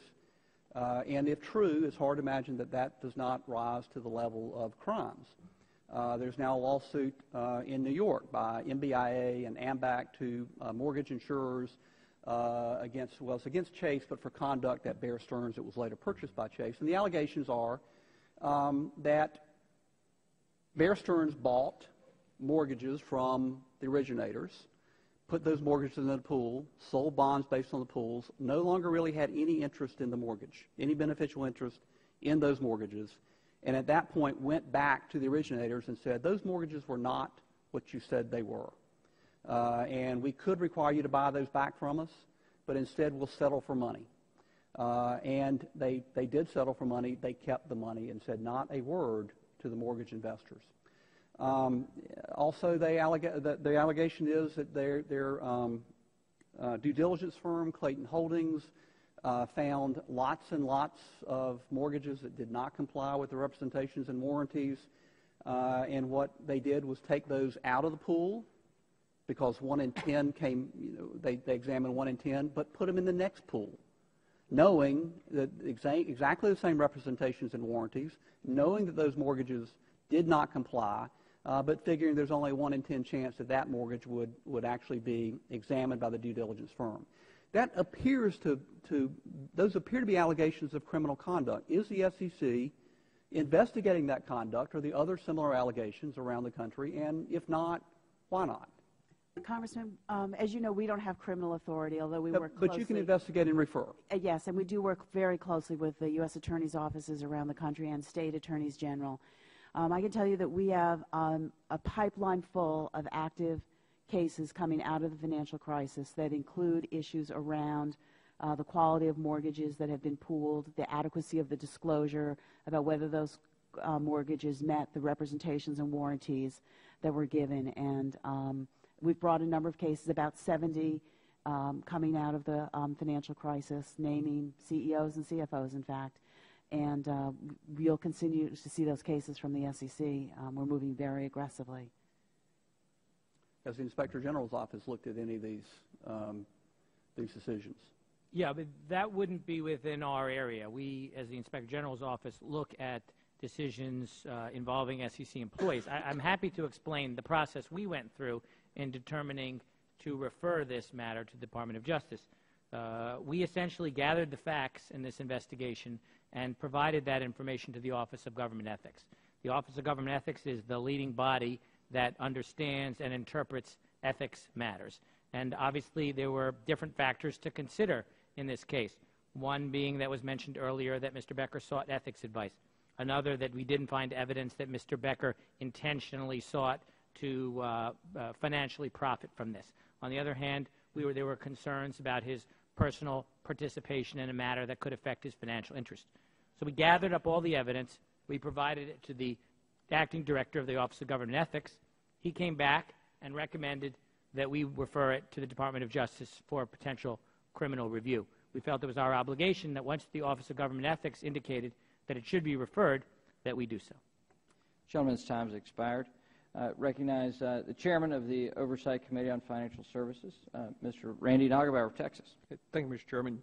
Chairman Shapiro, in Mr. Cott's report, he makes it clear that before Becker's arrival, that the Commission had been twice briefed on the money in, money out proposition, and that the SIPC payout plan would follow that, and that according to Steve Harbeck, he went so far as to say that the SEC had, and SIPC had verbally agreed to move forward with the money in, money out method. Yet shortly after Mr. Becker arrived, the Commission made a 180-degree turn. Can you explain why that happened and Mr. Becker's influence on that process? I think it's correct to say that very early on in the process, the Commission was generally comfortable with money in, money out, and that was the recommendation of the staff in trading and markets. But what coincided, actually, I believe, with roughly with Mr. Becker's arrival at the Commission is lots of victims coming forward and through letters and emails and other ways, very, very unhappy, profoundly unhappy about money in, money out, because it limited the amount of their recovery, and really pushing very hard for the Commission to consider whether final account statement was a better way to calculate net equity. I think it's incumbent upon us as a government to not just say, forget it, we've already made up our minds, and even though you might be bringing us a new theory, a new legal theory, a new idea, we're not going to listen to you. And so the Commission took the time to hear out those victims and understand their legal arguments. We concluded nonetheless at the end of the day that money in, money out was the right way to go, that final account statement wasn't appropriate, but I think we have an obligation to hear people. And you know, one of the things that I kind of wondered from your earlier testimony, you said you didn't think about whether Mr. Becker accounted, you know, lost or made money. It really didn't dawn on you. But, you know, if you were familiar with Mr. Madoff's scheme, everybody always made money. And so, you know, if you got out early, then those people that got out early, you know, showed, in many cases, substantial gains. In fact, Mr. Becker's family account, I think, started off with an initial investment of $500,000, and I think when they cashed it in, it was $2 million. And so, you know, so from a perspective of looking at a different settlement matter, basically for those people that got out early, meant that changed the clawback calculation. I mean, I'm having a hard time. I mean, you're a very smart person, and you've been in this business a long time. I mean, didn't it just, when you keep telling me it didn't dawn on you that there was an issue here, I'm shocked. I didn't know when the account was open. I didn't know how much was put in. I didn't know how much was taken out at the time it was liquidated, because apparently it was liquidated as a result of a death.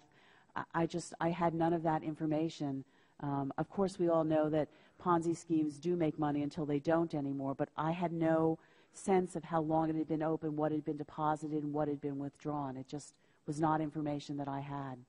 So when Mr. Becker said, you know, my family had an account with Madoff, early in that process, it didn't cross your mind to say, how much money are we talking about here? Are we talking about, you know, $250, $2.5 million? I mean, it didn't dawn on you to say, you know, because I know, I understand your frustration, but it didn't. To me, it was an account of a deceased relative from 5 or 6 years ago. It just didn't seem to have a live financial component to it, to me, at that time, as we were dealing with all these other issues. So when Mr. Becker then later on in the process, there's some accounts of some conversations that you had, and I think after it was determined he shouldn't testify because of the conflict, you said, quote, I believe is, don't worry, you'll have other opportunities. I mean, y'all were kind of making light of the fact that he didn't get to testify. At that point in time, did you have hadn't it not dawned on you then? Or, I mean, when did it dawn on you, I guess is what I'm saying? After when the newspaper account came out, did it dawn on you then, or did it dawn on you before then? Well, obviously, when I read that he'd been sued in a clawback suit, it very clearly dawned on me, and which is why I asked the Inspector General to look at it. It did not occur to me at the time that he would have a personal financial interest in how this issue was resolved. I had nothing to gain by this. I know that. I'm just trying to make sense of it. Really, is what I'm trying to do, because quite honestly, a lot of this, it just seems so common sense that through this whole process that you know, it raises the question of, you know, if these kinds of things are falling through the cracks, are there other kinds of things that are falling through the cracks here that hasn't come to light yet, that we're just quite not aware of? I mean, do you follow what I'm saying?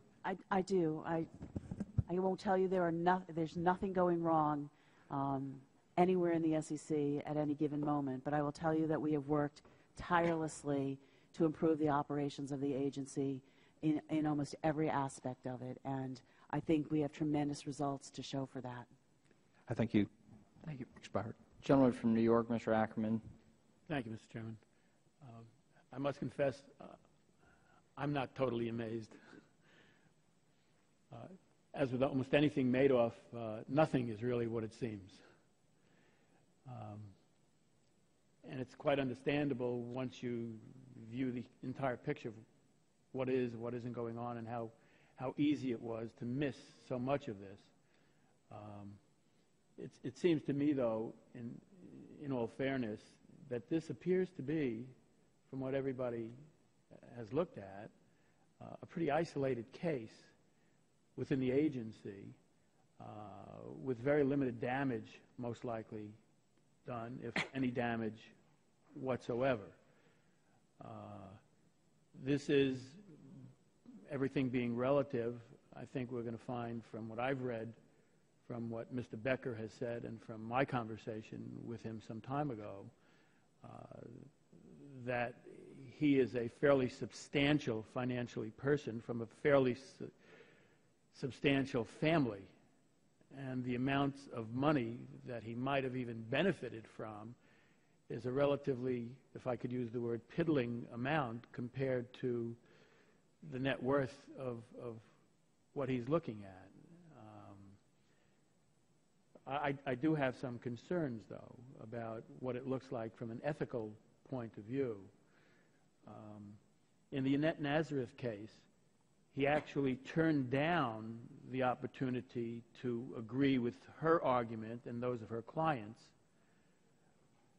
that would have, had he accepted those arguments, benefited him to the tune of $1.5 million. Instead, he came down on the side, as did you, that it appeared that the reasonable way to go was with money in, money out, plus the cost of constant dollars at the time, which would have benefited him, as I understand the back of the envelope calculation shows, $138,500, which in Mr. Becker's circumstance, having been a person who took a 90% cut in salary to take the job, assuming he's making $200,000 a year in this position, meant he was making $2 million a year previously, which my calculator says he makes up in 24.9 days. Had he done this for the money, he would have worked a month longer in his old job instead of taking this one. Question of judgment, yes. My question is, as a result of his not recusing himself, was there any damage done to anybody at all?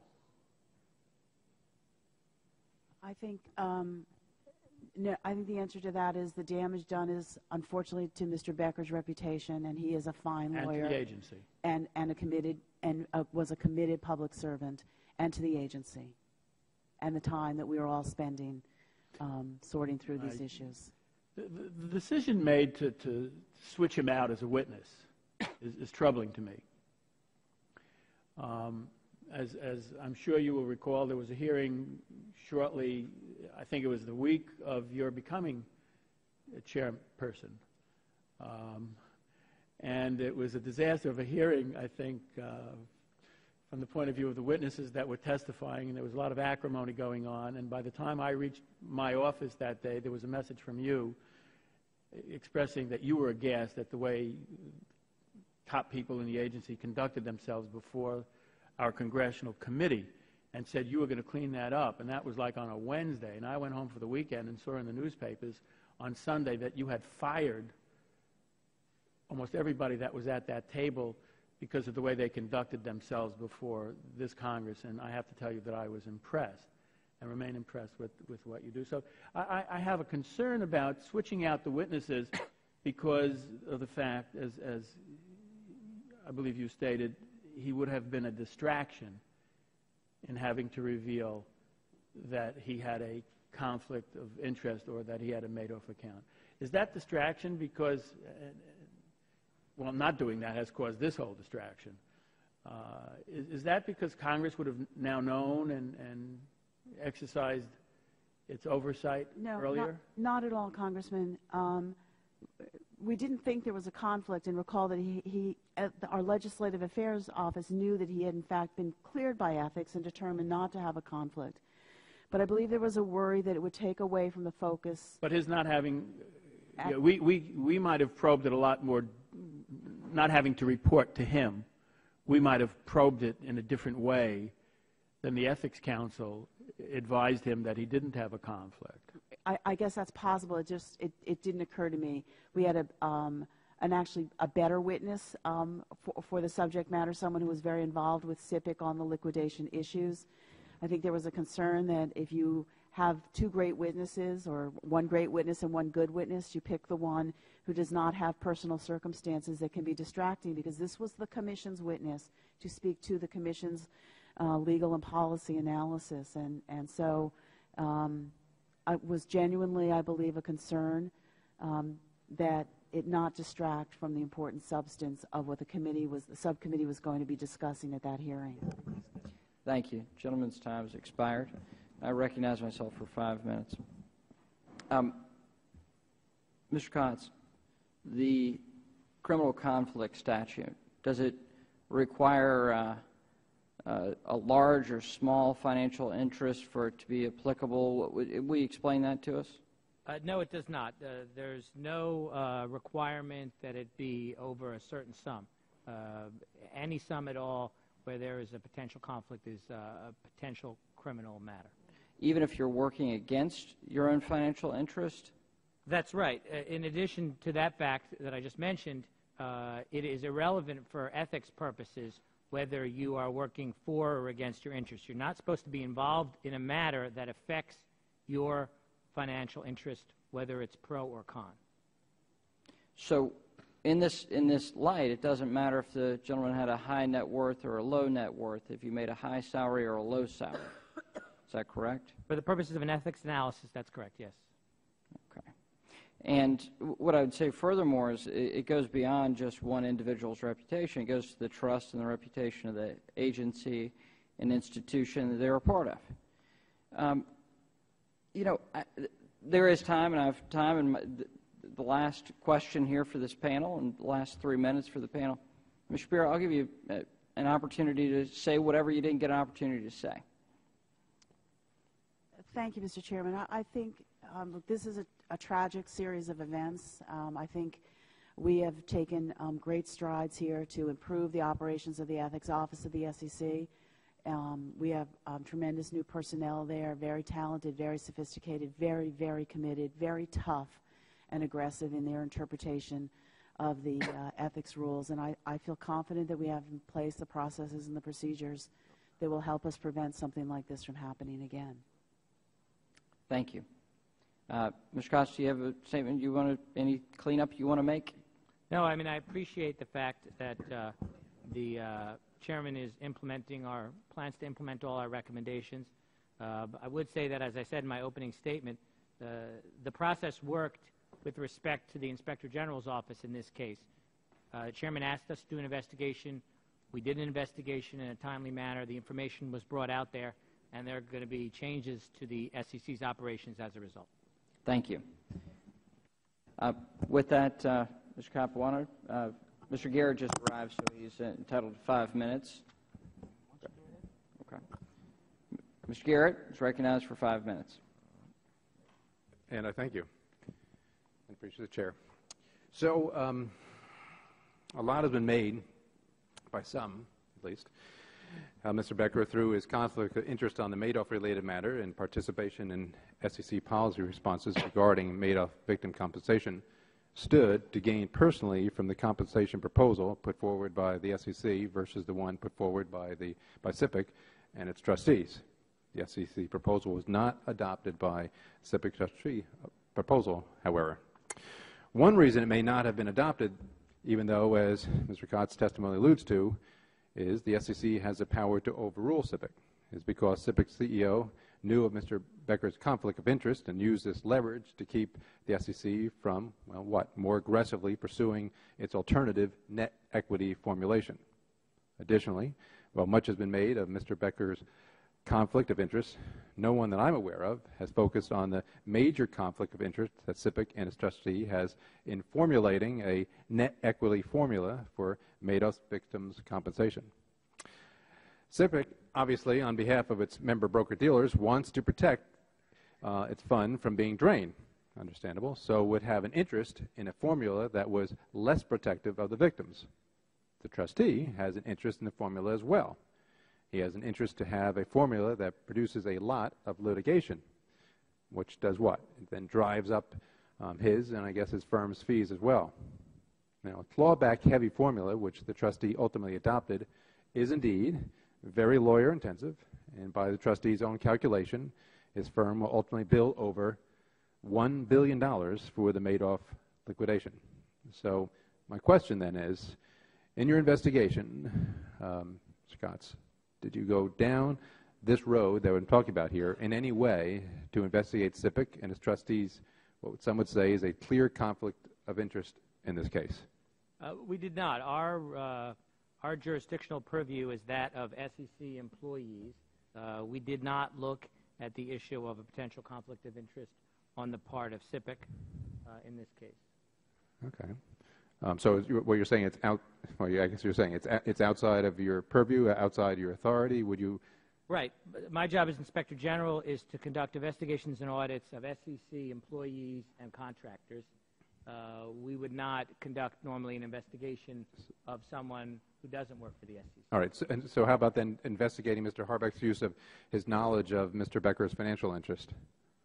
Yeah. Well, we weren't aware that Mr. Harbeck was aware of Mr. Becker's financial interest. While we did interview Mr. Harbeck in this investigation, he indicated to us that he was not aware of Mr. Becker's personal interest until it was reported in the press.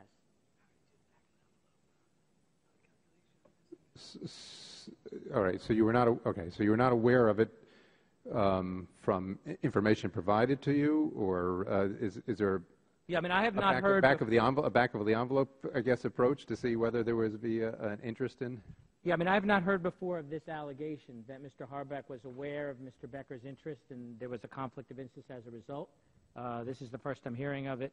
And because I wasn't aware of that allegation, we didn't have any evidence, although we didn't look for that in this case. I understand. It wasn't part of our investigation. So did you, well, I guess I know the answer, but I'll ask you, did you investigate the trustee's interest then in the potential for compensation as being a factor or a potential driving factor in the net equity formula that he was advocating? We didn't look at the entire process of how either the trustee or SIPC arrived at their particular approach. We looked specifically at the conduct of Mr. Becker, who was an SEC employee. I see. All right. So clearly then SIPC did not intend the financial conditions of SIPC to derive the handling of the victim's claim, not before but after the failure of the regulator broker-dealer as a result of the fraud then. Yeah, but again, I don't know. I can't say with certainty what SIPC's motivations were either way, because that wasn't an issue that we looked at in this investigation. All right.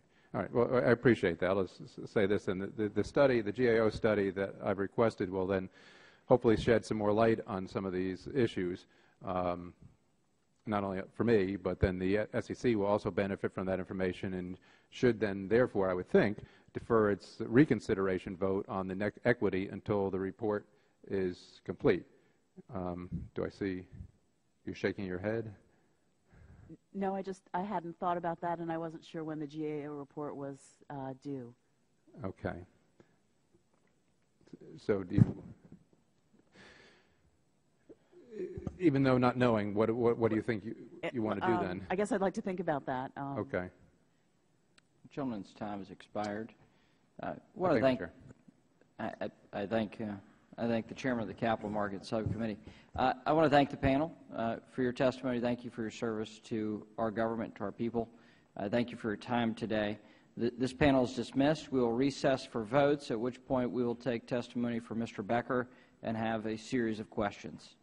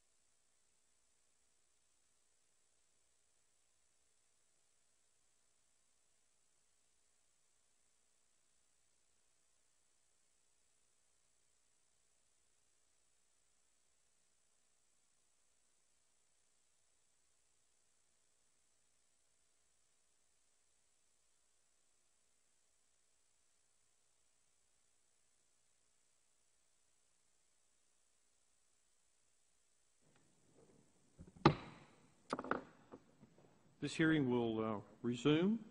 This is our second panel, and our second panel is Mr. David Becker. He's the former General Counsel of the U.S. Securities and Exchange Commission.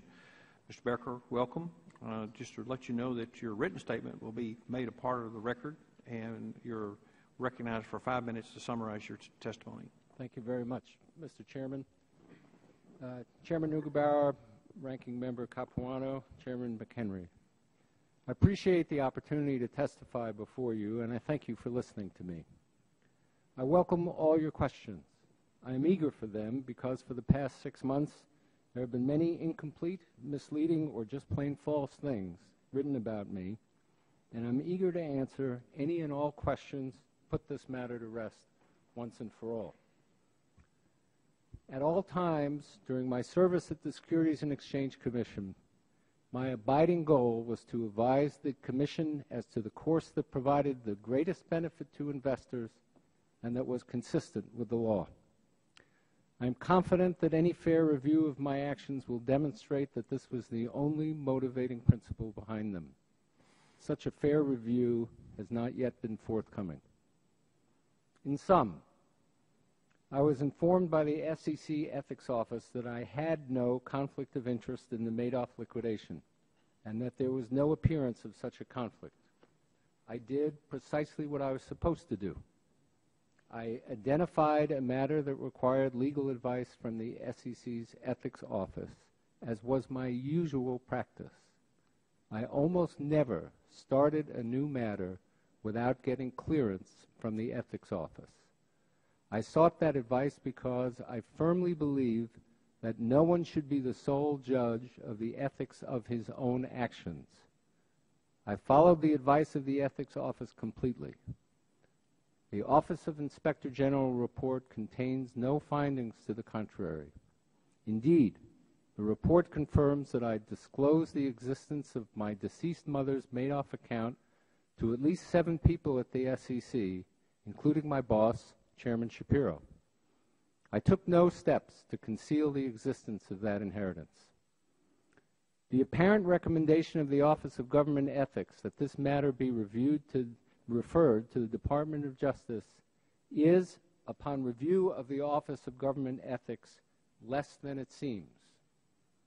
The recommendation stems from the fact that OGE is precluded by law from making any determination that the criminal conflicts of interest laws may or may not have been violated.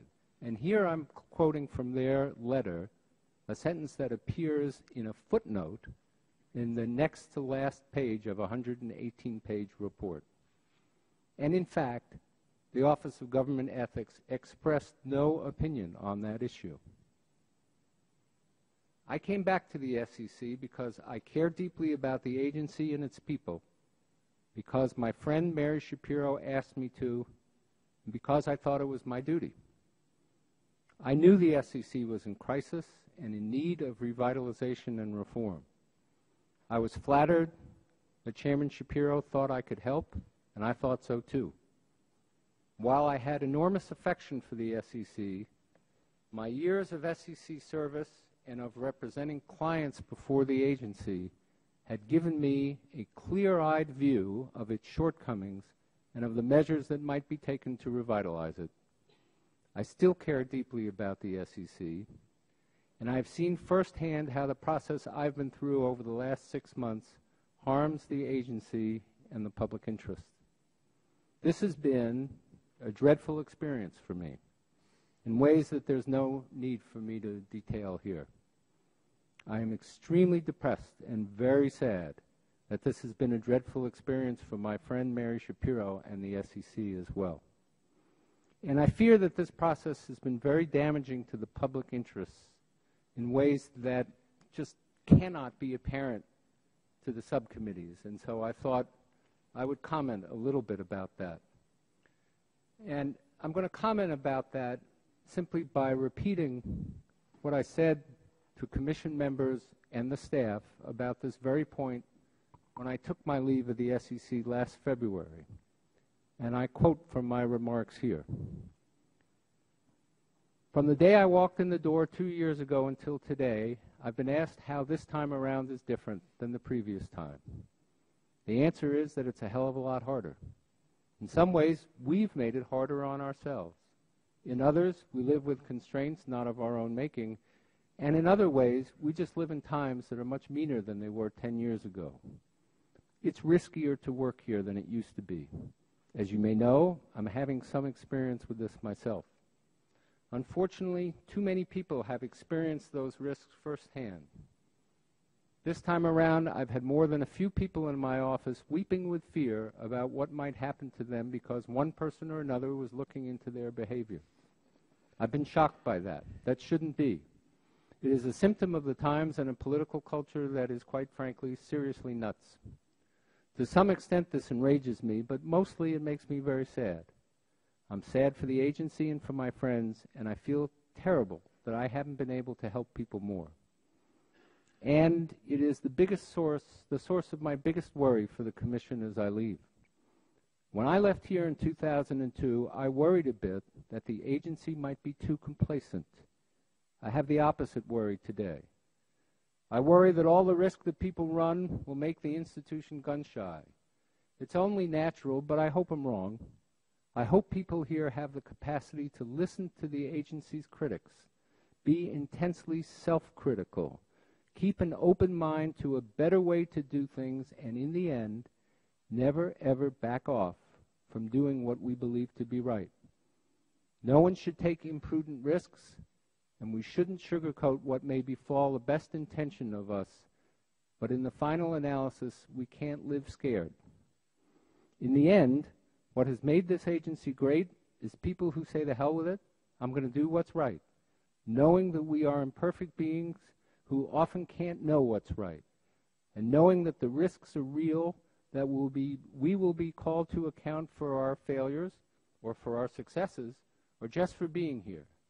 It is so important that people here bring cases, drop cases, adopt rules, walk away from rules solely on the basis of what is best for the people we serve.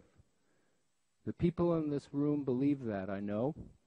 That's why I love you all, and why the privilege of having been with you for a time leaves me deeply in your debt. I spoke from the heart when I said those words. I'll speak from the heart today. I welcome your questions. Thank you, Mr. Becker.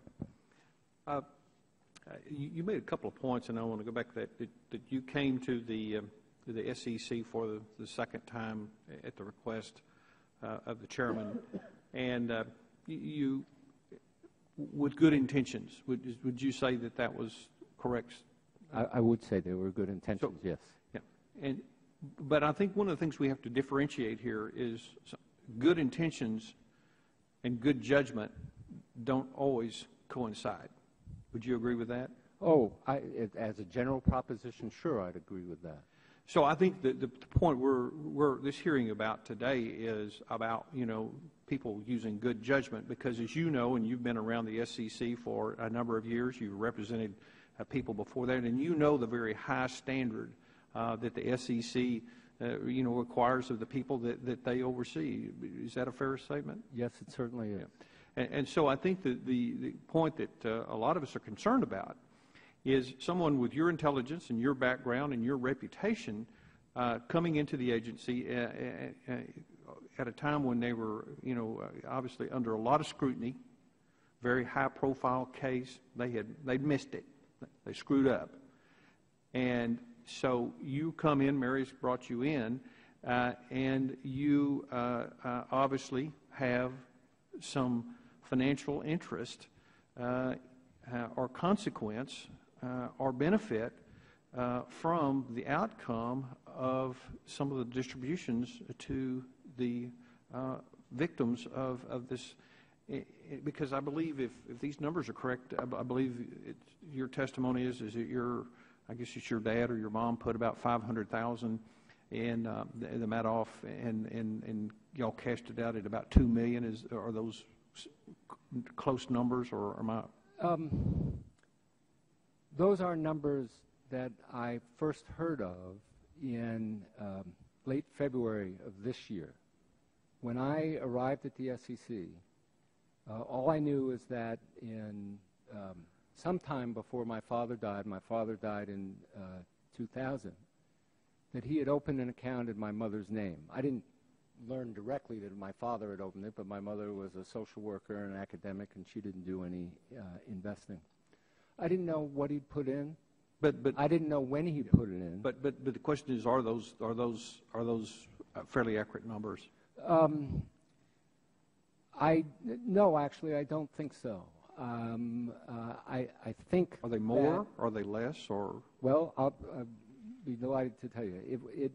I believe the records show that the account was open for $500,000, and that when my brother, acting in a representative capacity for my mother's estate, liquidated it, there was about $2 million in the account.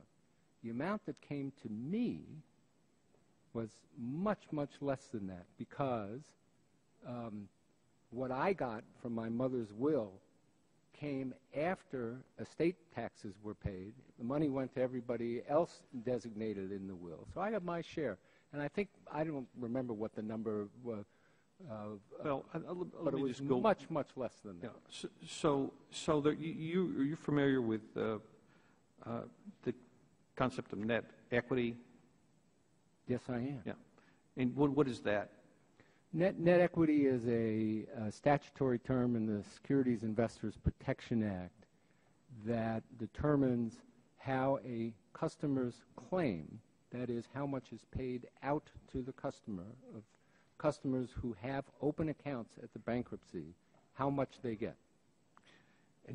And so basically, if I understand net equity, basically is your basis is what you paid in less what you were paid out. Well, I think that was the issue. Yeah. And the SEC before you came had already kind of had an informal agreement with SIPA that the number that they would use the net equity position. But shortly after they got there, you were arguing that they should consider the constant dollar approach.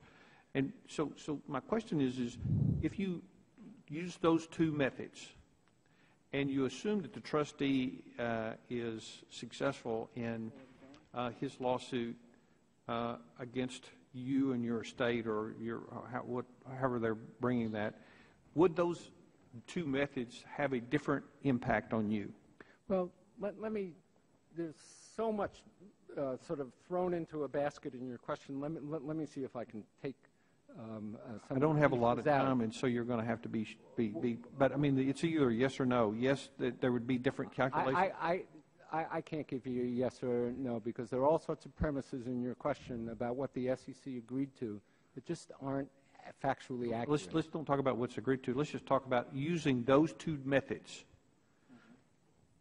Would there be a difference in the amount of settlement that you would have with the trustee? I had no idea that was the case, and the principal, the principal methods that we were looking at were other methods. I didn't ask you if you had any idea what I'm talking about. Would it have an impact?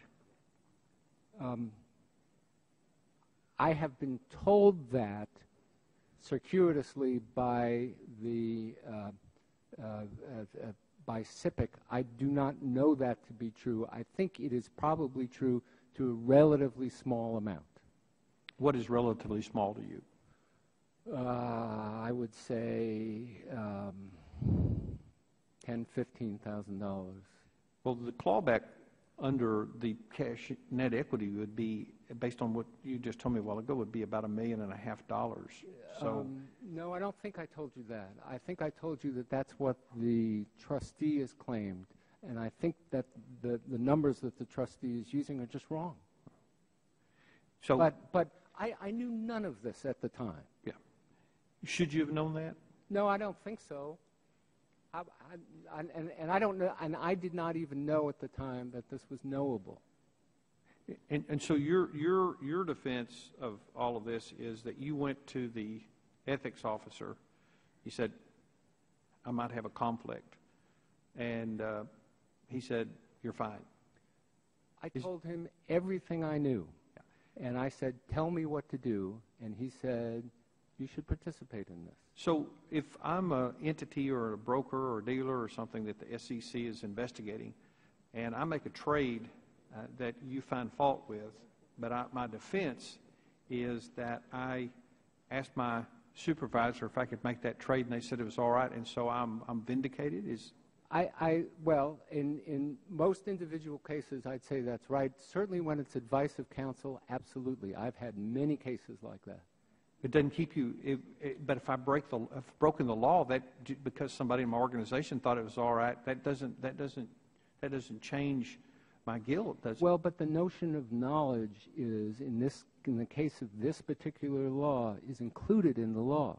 It is what an employee does to his knowledge, and the employee has to know that there is a direct and predictable financial effect on his financial interests by virtue of the action that he's asked to participate in. And interestingly enough, the words direct and predictable, I did not hear at all in the first panel. I think my time has expired more than it expired, Mr. Capiano. Thank you, Mr. Chairman. Mr. Becker, first of all, thank you for being here, though I have to be honest, I'm a little surprised that you would come and testify at an open hearing like this when you have another matter pending, but it's your prerogative. Mr. Becker, I want to be clear. From my perspective, I don't really concern myself too much with your specific details, if you want the truth. My concern here, as I said earlier, is whether the overall process within the SEC is working as myself and other members of Congress think it should be working. The outcome of a given case raises questions about whether the process worked. I am not here, as one member, to judge you.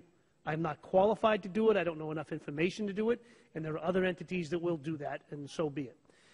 I will tell you that from the limited review I did read within the IG's report, there was no indication that I read there, no hint, no indication of anything, of any criminal wrongdoing. So my expectation is that maybe it was kicked up simply to pass the buck along, but we'll see. For me, I would have to tell you that regardless of your specific actions or the actions of the ethics lawyer at the time, knowing what I now know, it strikes me that the process of ethical review within the SEC at the time was the shortcoming.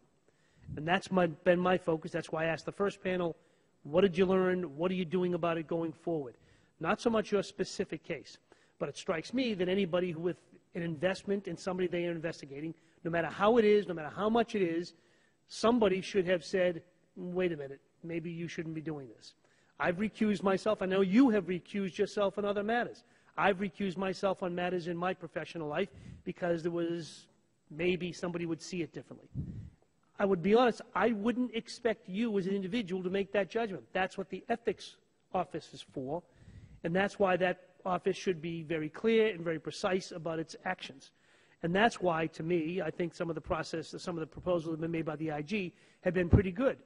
From that perspective, sitting where you are today, having been through these difficult situations, I know you read the IG's report. I've read it once. The proposals that were made relative to fixing the process moving forward, would you agree that they're good proposals or bad? I haven't thought hard about them. They look fine to me. I would not, if it were my call, I would say having ethics report to the chairman is not a good idea. If you are worried about the impact of having a superior, someone give advice to a superior, I'd worry more if the superior is the head of the agency than I would if the superior wasn't the head of the agency. I have to say, lawyers, the Attorney General gives legal advice to the President of the United States. Every general counsel, just about, of large companies reports to the CEO. Every lawyer in private practice gives legal advice to people who can hire and fire him, retain him or not. I don't see this as this big red flag. Well, I appreciate your opinion, but I would respectfully disagree based on, there is no perfect process, because there is no way you can have somebody who doesn't answer to somebody somewhere along the line. The question is, as far as I'm concerned, getting them to answer to as few people as possible. It has nothing to do with you or anybody else. I think the IG should report directly to the head of whatever agency they're in anyway. It has nothing to do with you or the SEC. And plus, even then, I know it's not a perfect system. We have an ethics system here in Congress that's not perfect. But you do the best you can with what you have. And that's a matter of opinion. But again, I want to thank you for coming. I want to wish you good luck because I know it's a difficult situation. And from what I saw, your record's pretty good. I'm hoping that there were no lines crossed, but that'll be decided by other people. And I want to tell you that I respect you for coming here today and talking about what I know is a difficult matter for you. Thank you very much. I thank the gentleman, and now the Chairman McHenry. Thank you. Thank you for being here today, and you've certainly had a distinguished time in government over a period of years, and you certainly have had a long and distinguished career in private practice as well. Today, though, this is a subject matter that's very sensitive, and with hindsight, I think people are looking at this stuff differently. But back in March, in my subcommittee, I asked Representative Mack asked Chairman Shapiro, do you believe that Mr. Becker was sufficiently aware of the need to avoid actual or apparent conflicts of interest? Chairman Shapiro responded, do I wish now that he had been more sensitive to the potential of this issue to raise an appearance of conflict? Yes, I wish that had happened, end quote. Do you agree with this judgment? I certainly agree that she wishes it hadn't happened, I personally found that statement extremely distressing to me. I don't like to think that I let her or the agency down in any way, or that anybody feels that way. Having said that, when you go to a doctor, you put yourself in the doctor's hands. When you seek legal advice, you put yourself in this case, the Ethics Council's hands. I followed that advice.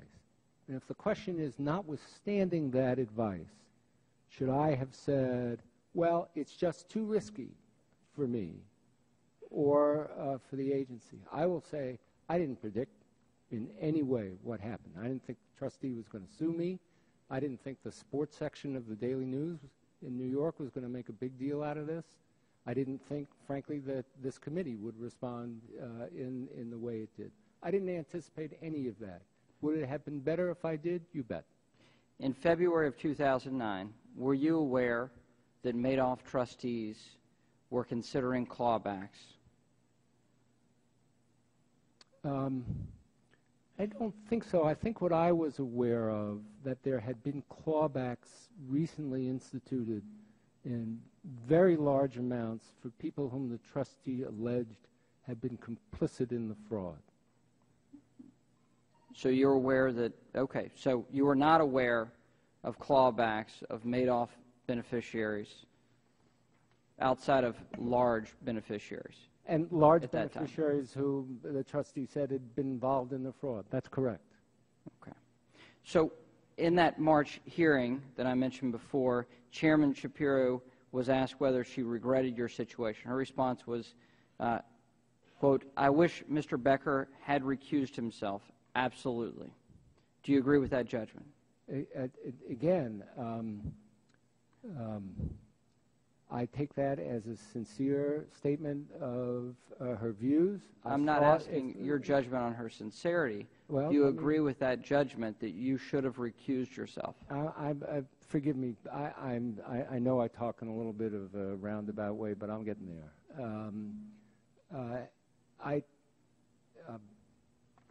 I still think that I did what I was supposed to do. And I will just have to live with the fact, unhappily, that Chairman Shapiro has a different view. Is it your view that you should have recused yourself at that time, knowing what you know now? I don't know what you mean by knowing what I know now. You mean knowing facts about the trustee has sued me? If I had known the trustee was going to sue me, of course I would have recused. Okay. Now, you said you did not know that certain items were knowable about the inheritance you received, the nature of the Madoff account. Yes. Do you know more about the nature of that inheritance today than you did in February of 2009? Sure. Okay. I didn't know. And with that knowledge, knowing the details of that inheritance and that Madoff account, with that knowledge, would you, with the knowledge that you possess today, just simply about that transaction, would you have recused yourself? I don't know the answer to that. I truly don't. I don't know exactly, or even close to exactly, what the rationale of the ethics office was, and I think I had the view. I did not, for example, see the link. Just didn't see it between taking a position on measuring the amounts that folks in the bankruptcy can claim and clawbacks. Now, I don't know how important that was to the ethics office. I don't know how important the sense of imminence of a lawsuit was. I don't know that merely the facts of the account would have changed my view. Thank you. Thank you. Now the gentleman from Maryland, Mr. Cummings. Thank you very much, Mr. Chairman. I must say, first of all, I want to thank you for being here today. Glad. And I know that this must be difficult, considering the fact that your case has been referred to justice. I must tell you that I kind of agree with Mr. Capuano. This case troubles me from a standpoint as a lawyer and one who has given advice many times to many people, that you went and got the advice of folk, and now you find yourself in this difficulty. So I want to go to some things that were testified to earlier, and just to clear up some things. There was earlier, Mr. Coates talked about subordinates, and you had gone to subordinates. And one of the things that they have cleared up in the new recommendation, I know you've been concentrating on other things, is to make it, so that I guess you would report directly these kinds of things to the top person. Did you in any way feel when you were being interviewed and you talked to these 7 other people that cleared you, said you were okay to do this, that they were under any pressure whatsoever?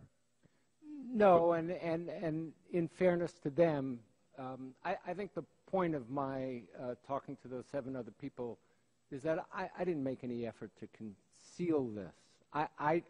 Those, in fairness to them, those weren't, not all of them were people who would have had any responsibility to clear me or not. And I did think it was inappropriate of Mr. Kotz to say in his report he saw 7 people and none of them said anything about this. This had nothing to do with most of their responsibility. All right, well, let me get through these questions because I want to make sure we're clear.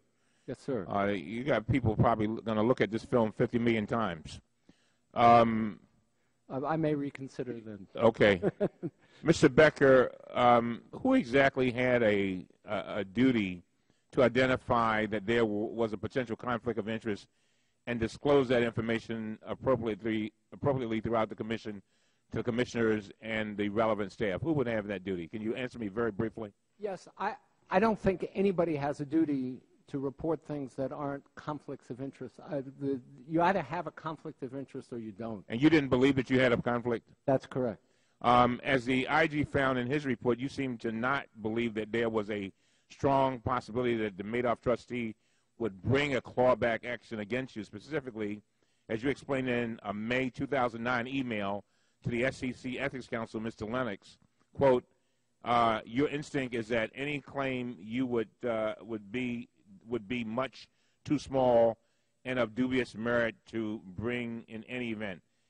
Could the fact that you viewed the possibility of a clawback suit to be remote have led you to misjudge whether or not you had a conflict of interest? Well, I was very careful not to make that judgment. That judgment was made by the ethics office. I just told them what I knew. And a little earlier, there was a question by Mr. Issa, and he asked a question about if, and I guess he would be referring to you, if you presented bad information to the people that you talked to. He talked about what the result would be. In your mind, did you present any misleading information or something that was not true? No. And could the fact that others also viewed the possibility of a clawback suit to be remote have led them to misjudge whether or not you had a conflict of interest? I just can't say what was in there. And if you thought that you would be subject to a clawback lawsuit, what would you have done differently, if anything? Hard to say, but I probably would not have participated in the matter. And if others at the SEC had thought you would be subject to a clawback lawsuit, do you believe they would have done things differently?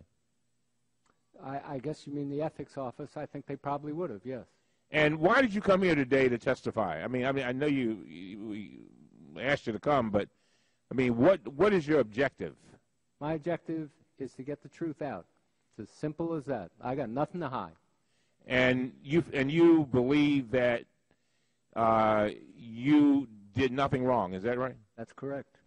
And you informed William Lennox, head of the SEC's ethics office, that your mother's Madoff account shortly before or after I arrived at the SEC, this is your quote, and I never asked Chairman Shapiro or Mr. Lennox not to share the information about my mother's account. What was that all about? I didn't treat this as some deep, dark secret. Mm-hmm. I went to the ethics office for advice. I didn't say don't tell anybody. I didn't tell lots of people just because I frankly didn't think about it, but I didn't take any steps to protect this information or conceal it or anything like that. Mr. Chairman, I see my time has run out. I thank the gentleman.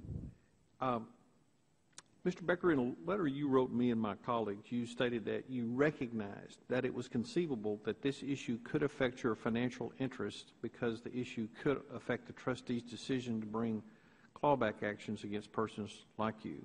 Correct.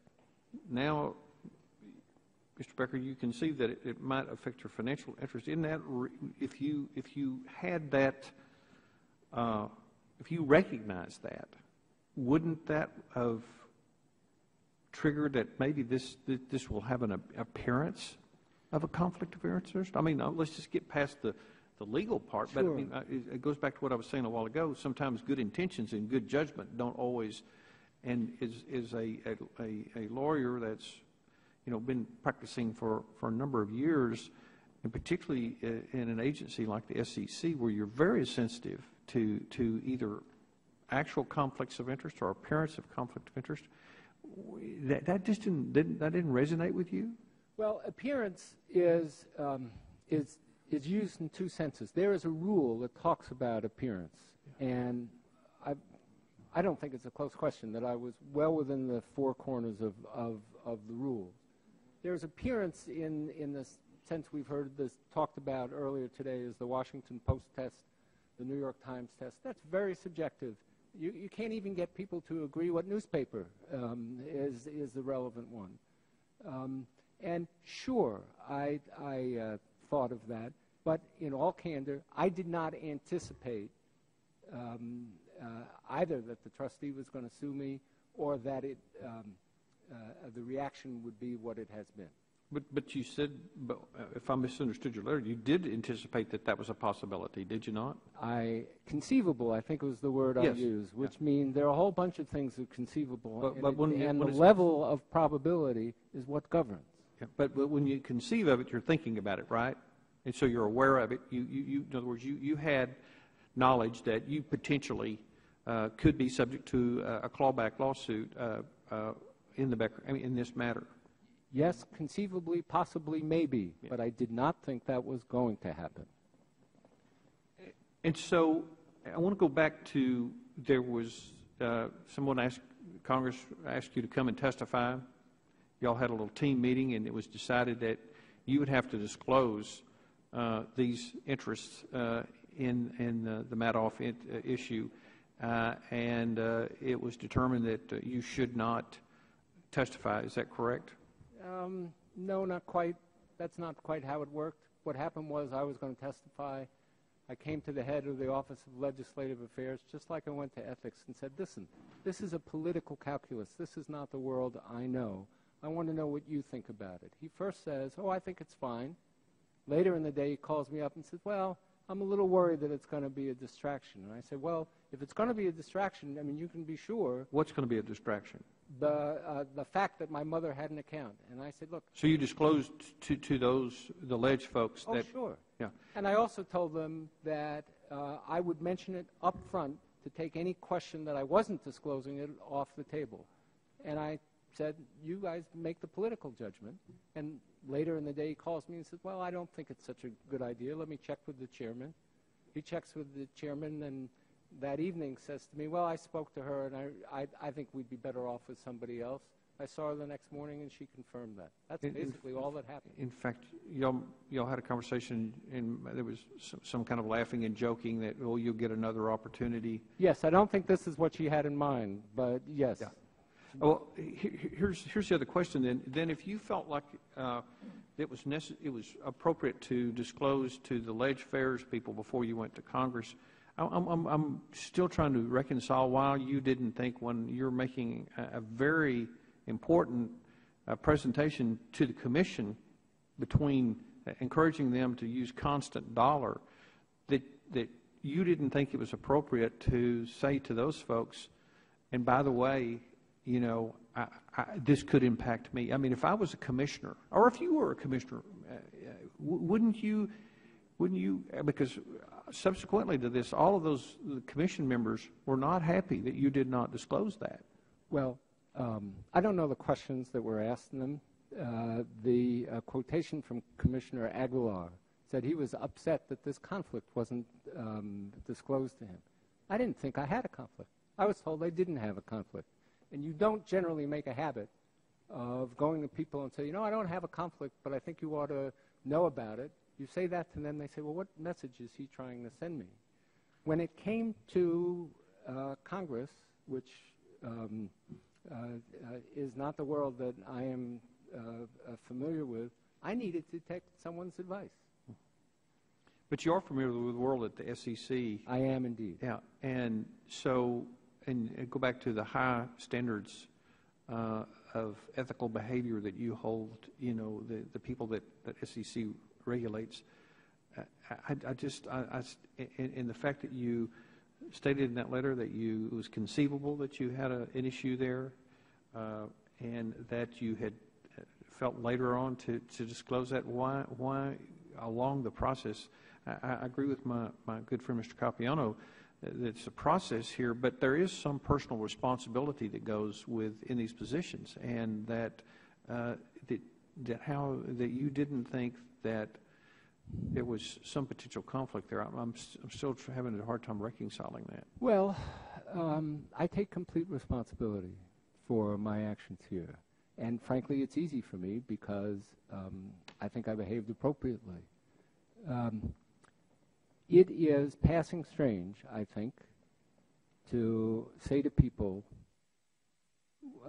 I've got something to tell you that I've been told doesn't affect my judgment, that I don't believe affects my judgment, that doesn't color the advice that I've given them.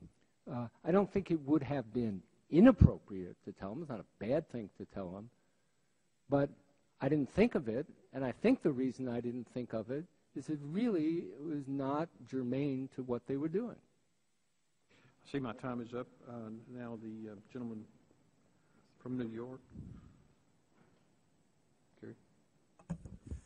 Thank you, Mr. Chairman. Mr. Becker, count me among those who are surprised that you're here today, and also impressed with the fact that you're here today. You have been very forthful, I think, with us. You were very forthright with me when I spoke to you. when the story first broke in the New York Daily News, despite the fact that it was your scheduled last day to be on the job, and I appreciated that. Glad to do it.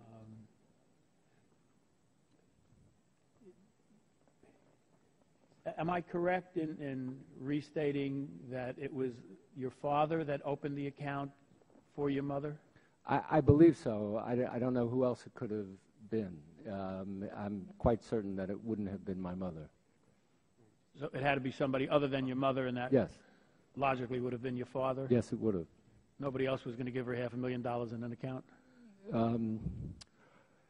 Well, my father traveled from time to time, but nothing that I knew about. He also opened accounts for charities that he gave money to? I don't know whether he opened accounts for charities. I know he gave money to charities. He had a particularly favorite charity in Westchester, a Jewish seminary, a rabbinical school?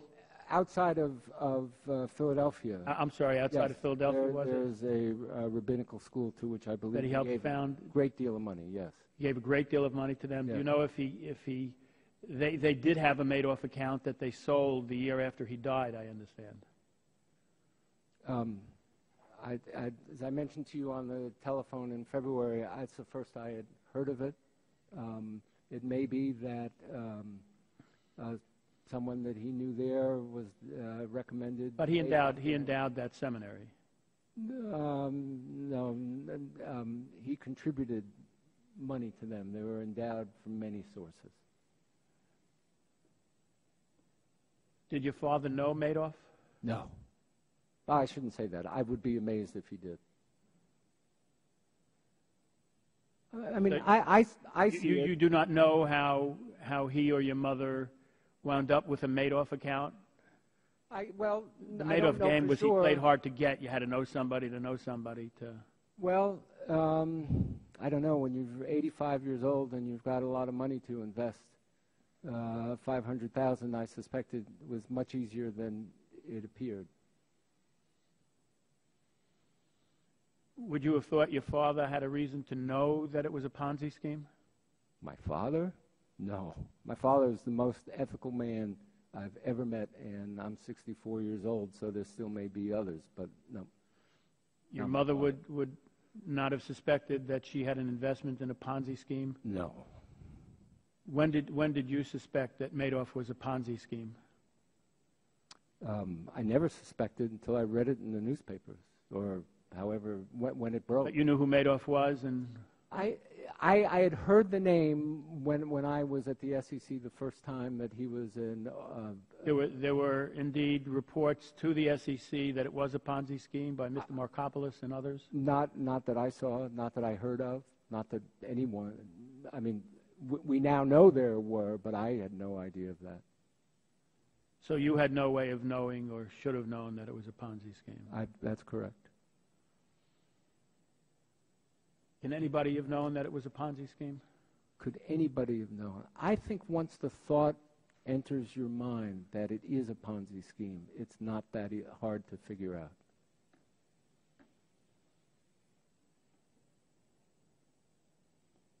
When it was brought to your attention by Annette Nazareth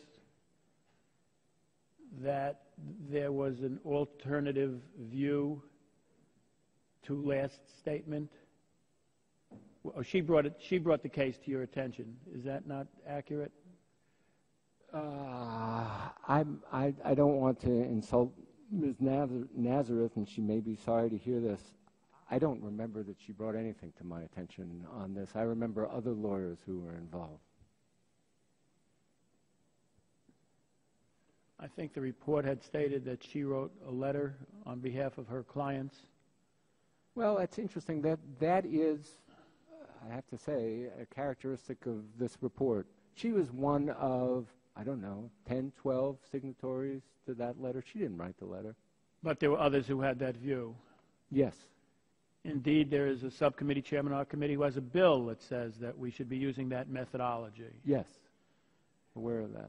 If you had gone along with that suggestion, which is a bill before this Congress, and proposed by people and written to the Commission, among others, if you had adopted that view, you would have been a greater beneficiary? That's what I've been told. I guess that's correct, but frankly, the thought never crossed my mind. Why did you decide that the view should be the cost of money? We struggled for that literally for months. We were very worried about the impact of this on... You knew at that time that you were the beneficiary of an account? I knew I was a beneficiary.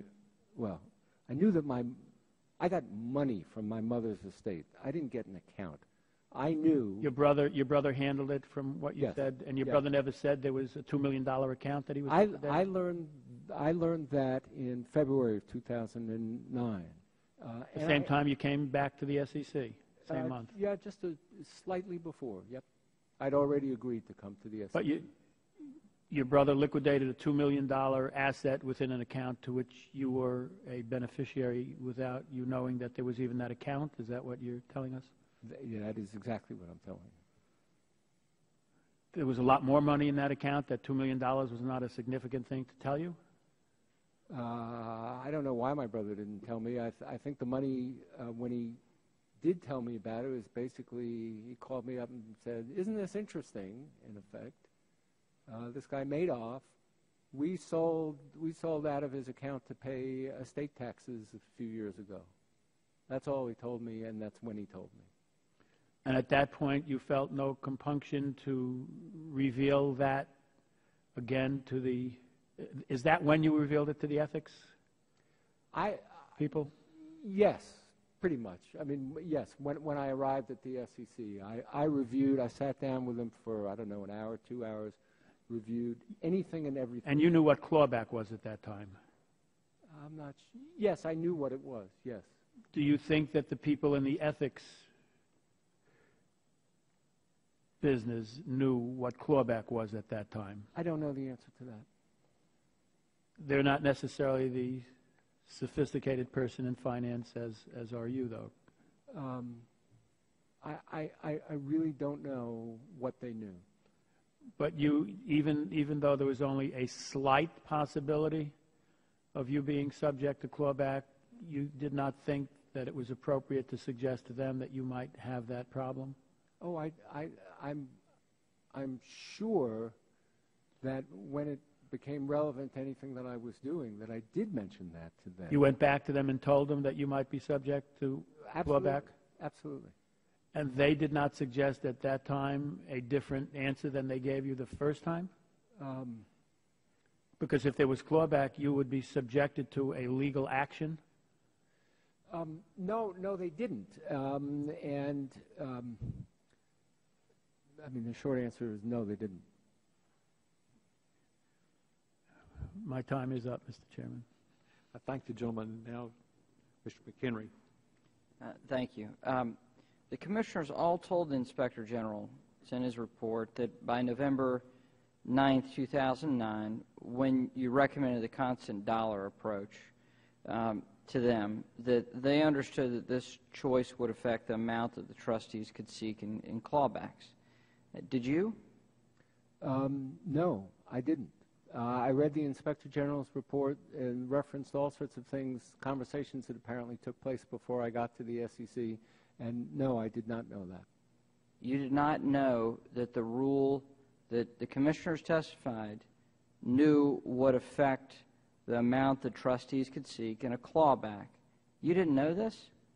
That is correct, and I have to say... I wasn't saying like your account. I'm just saying generally speaking that this constant dollar approach would affect the value of what they could seek in clawbacks. No, the only area that we as an office and I as a human thought about that was clawing back monies that had been paid by SIPC. I'm not sure at all that in fact the definition of net equity will control what you can get in clawback cases. I know very well that if I were representing the trustee, there are a lot of arguments I could come up with that it wouldn't. Yeah. I mean, and that is being argued right now. Yeah. In court. Okay. Now, in terms of, you said that the possibility of a clawback for the account you're an heir to, just to be clear, you're an heir to, was remote, right? So I thought of it as remote. Yep. Right. In February of 2009, just for context. Okay. So this is what I'm trying to understand. Sure. There are SEC commissioners that within the IG's report say that they're angry that you didn't disclose this to them. They were your client, in essence. I mean, you're general counsel.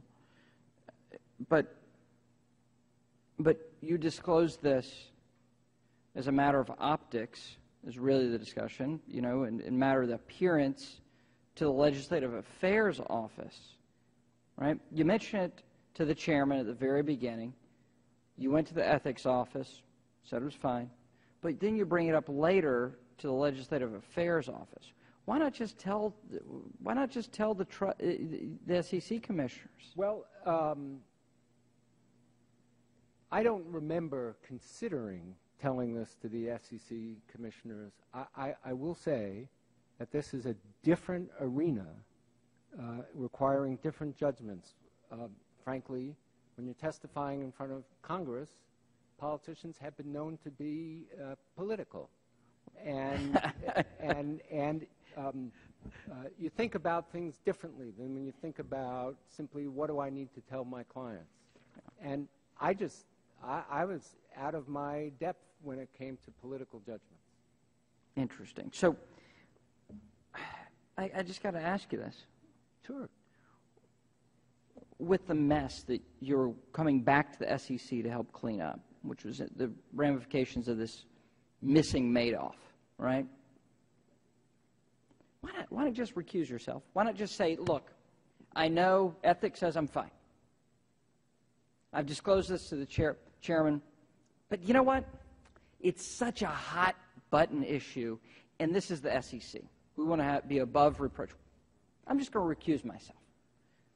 Well, why wouldn't you do that? Well, I think that's a great question, and I'm glad. Well, thank you. I thought so too. Well, excellent. So I hope you'll give a great answer. There's two sides of this. If I'm looking, I'm trying to think of a delicate way to put this.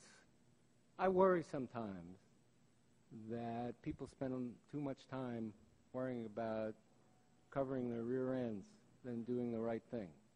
I had a job, and I wanted to do my job. And sure, if my principal was concern was I want to take no risk that I'm going to be criticized and the agency is going to be criticized, that's what I would have done. But the risk that what would happen happened, that this would get all this press, that David Kotz would write a dreadful report, and that we'd have two hearings on the same subject, did not occur to me. So you just didn't consider recusing yourself? Oh, I considered it. That's why I sought guidance from ethics. I was told that, in effect, there was no need for me to consider myself. Have you recused yourself previously? I'd say when I was at the SEC, I've recused myself 50, 100 times from things. Right. And was it because ethics counsel said you must every time? I'd never say every to any question, but I'd say certainly the vast majority of the times. Were there some where you just said, you know, just out of appearance sake, I shouldn't? So I should recuse myself, I should say. I can't remember a time when I didn't follow the advice of ethics. And frankly, Inspector General Kotz's mentioned that I got treated differently from other people, and he couldn't be more wrong. But yes, I always followed ethics advice. I guess as a lawyer, I expect my clients to follow my advice, and as a non-hypocrite, I behave the same way. And because you're a member of the bar, you should have a higher ethical standard as well. I will match my ethical standard against anybody in this room in a heartbeat. Do you see how people have a problem with the appearance that you're an heir to a Madoff account, that a decision that you recommended to the SEC, a governmental regulator, then affected your financial well-being, even if it's small? Do you think that's a problem? The problem with this is the standard that you're using as a sort of appearance standard is it's almost like a perpetual motion machine. You say, I think it's a problem, so it must not look good. And in truth, over my career, I'm pretty careful about ethical matters. And I do see what has happened. I'm not pleased about what has happened. And I think that there's a whole range of reactions ranging from absolutely sincere to a lack of understanding as to the facts, lack of understanding as to the legal standards, and some people whose motives, I must say, I don't trust entirely. And finally, thanks for the Chair's indulgence. Knowing that you were subject to a clawback, okay, knowing that, if you knew just that fact, would you have recused yourself? If you mean subject to a clawback that someone was going to institute an action against me, I do believe I would have recused myself. Okay. Thank you. Thank you, gentlemen. And now the gentleman from New York, Mr. Ackerman. You were in the agency previously. Yes. You left. Yes. You went into the private sector. Yes. You were earning a lot of money. Why'd you come back? Oh, it's sort of hard to answer that in a non-self-serving way. I came back because Mary Shapiro asked me to, because I care a lot about what the agency does, because I saw Madoff. Madoff was a kick in the gut to the agency. I've represented clients before the agency for a long time, and I thought the agency needed to look at things differently and do things differently. And I thought it was my duty to do it. Mary called me up, and her words were, "David, your country needs you." How do you refuse that? You came back because it was a challenge. Well, that too. You came back because your talents were needed. I was flattered into believing that, yes. If you would have recused yourself, you would have taken yourself out of the action and your ability to help, which is the reason you came back, evidently. I think that is correct, yes. In your exuberance to do that, do you think that colored your view as to whether or not you should have recused yourself? Well, it's why I didn't rely on my view. It's why I basically had someone else make the decision, because I truly believe that when it comes to one's own conduct, no one is a very good judge. The fact that you stood to gain even what to you might be a small amount didn't color your view to make that decision to go with constant dollars or the cost of money, or however you want to phrase it? I can honestly say I did not give that an instant's thought.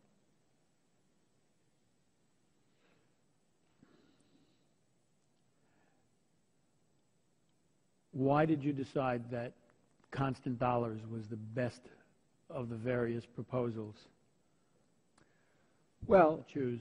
You supported that. You wrote an amicus, submitted it to the court, supporting that position. Why did you think that was the best way to go? Well, our attitude, frankly, was to find theories that would enable us to get as much money as possible within the law to victims. And we sort of bumped around into other things, among other things, and we came up with something. We came up with constant dollars, and the more I thought about it, the more I became convinced that were I a judge, I would say that's the right interpretation of the law. So I said, let's go with it.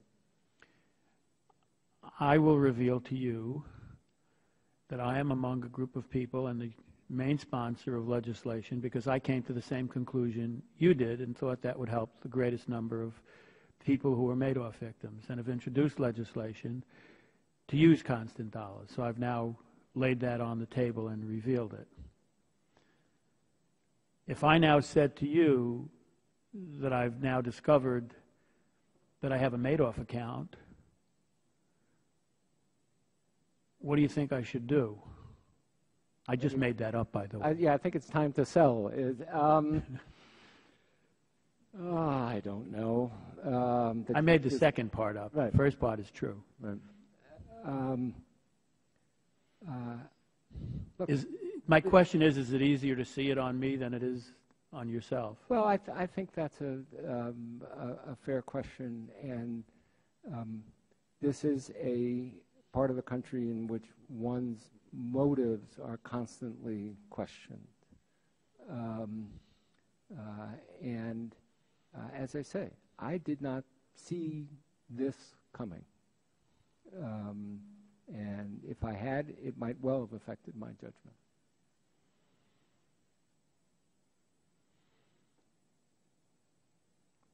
Well, nobody asked me, but I'll tell you what I think. I think you got blindsided slightly while trying to do the right thing and are paying a personal price to it. And that's politics, and it happens here very often. But if I'm any judge, and I'm not, and I hope you don't have to have a real one give you a determination, but it seems to me that you acted on the best of instincts and exercised some judgment that some people may want to question for political reasons and for judgmental reasons and appropriate reasons as well. But if it means anything, and it certainly doesn't in a court of law, but I think your dad would be proud of you. Thank you very much. That's a very kind thing to say. I thank the gentleman, and now the Chairman McHenry. Thank you. And I just have a few questions.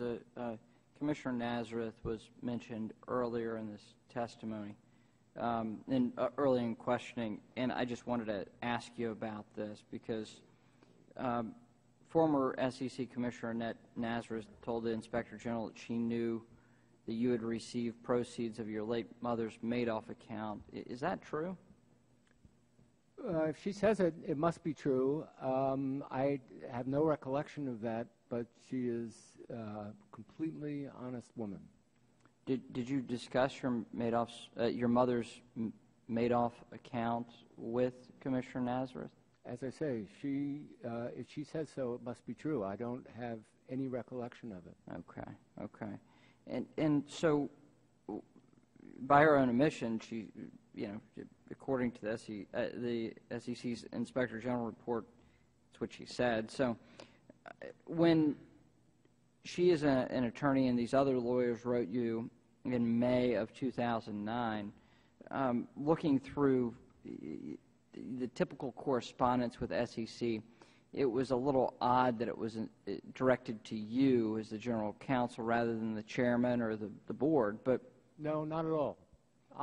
It's asking for the SEC to take a certain position in court, and so I would be the one who got that. Okay. Then I'll accept what you're saying. But they asked for particular intervention on the Madoff's trustee's choice of an account valuation, the last account statement method, didn't she? If you recall, there's... I believe yes. Okay. So did you consider the account you're an heir to in light of this? Did this enter into your thought process? Well, when you're considering this? First of all, I wasn't the heir to an account. I got a check. I got a check that included... You're the heir to the proceeds of the account. I'm sorry to be imprecise. But it's a big difference. And I got a check, and the proceeds of that, and that check included money that apparently came from an account that I didn't know anything about.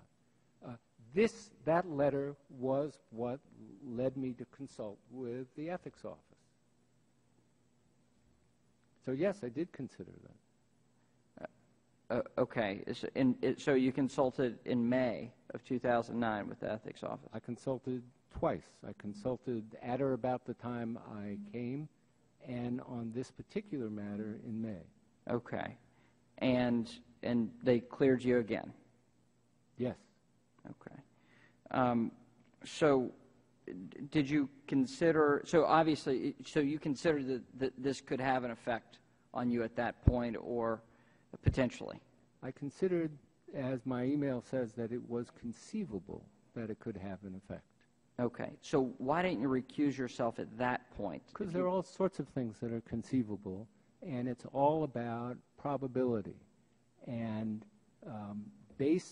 I did not know facts. I mean, I basically put all the facts in front of the ethics office, said, here's what I know. Advise me as to whether this falls within the relevant statutes and rules. And I was told, no, it doesn't. Okay. And you said that that certain items about the proceeds of this account, which you were the heir of, just to say it correctly, that you didn't know it was knowable to have this information about the account. Correct. Why not in May, when this came up, when you went back to the ethics office, that you asked further questions of your brother as executor of the estate?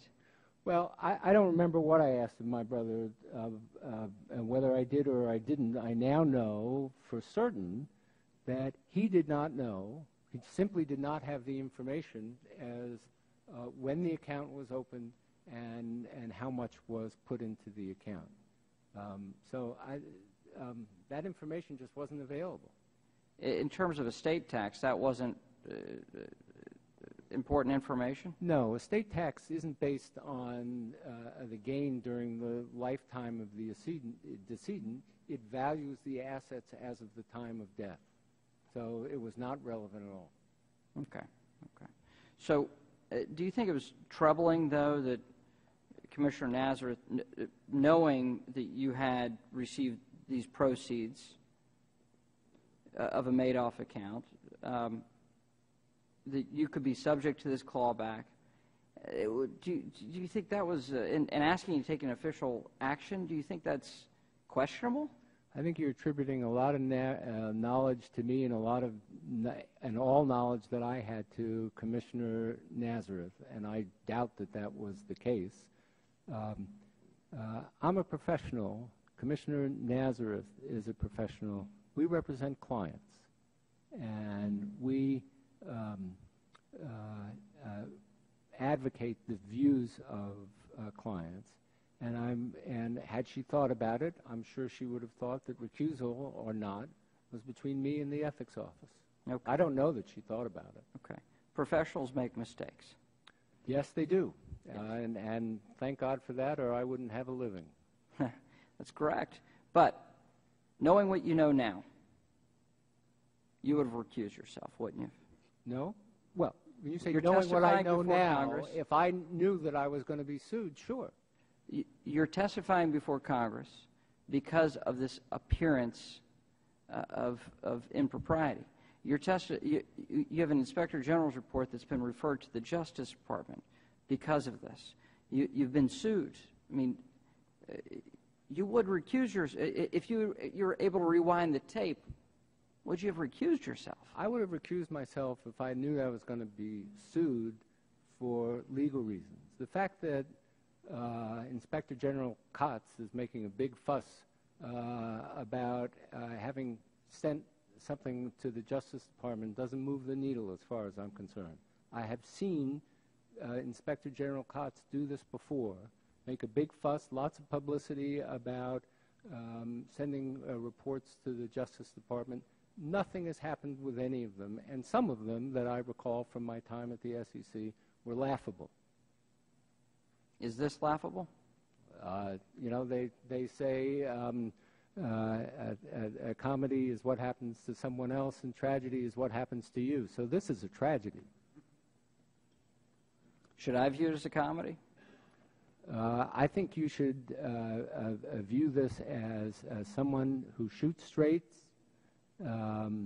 did what he was supposed to do, and is not deserving of the type of public criticism that he's gotten. That's how I think you ought to look at this. Thank you.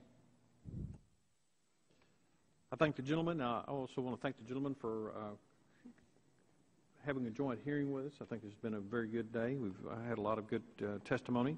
Mr. Becker, we appreciate you coming and my pleasure. Giving us your time. I want to remind all members that if they may have additional questions for this panel, which they may wish to submit in writing without objection, the hearing record will remain open for 30 days to members to submit written questions to these witnesses, and it plays their responses in the record. And Mr. Capiano, thank you. Thank you. This hearing is closed.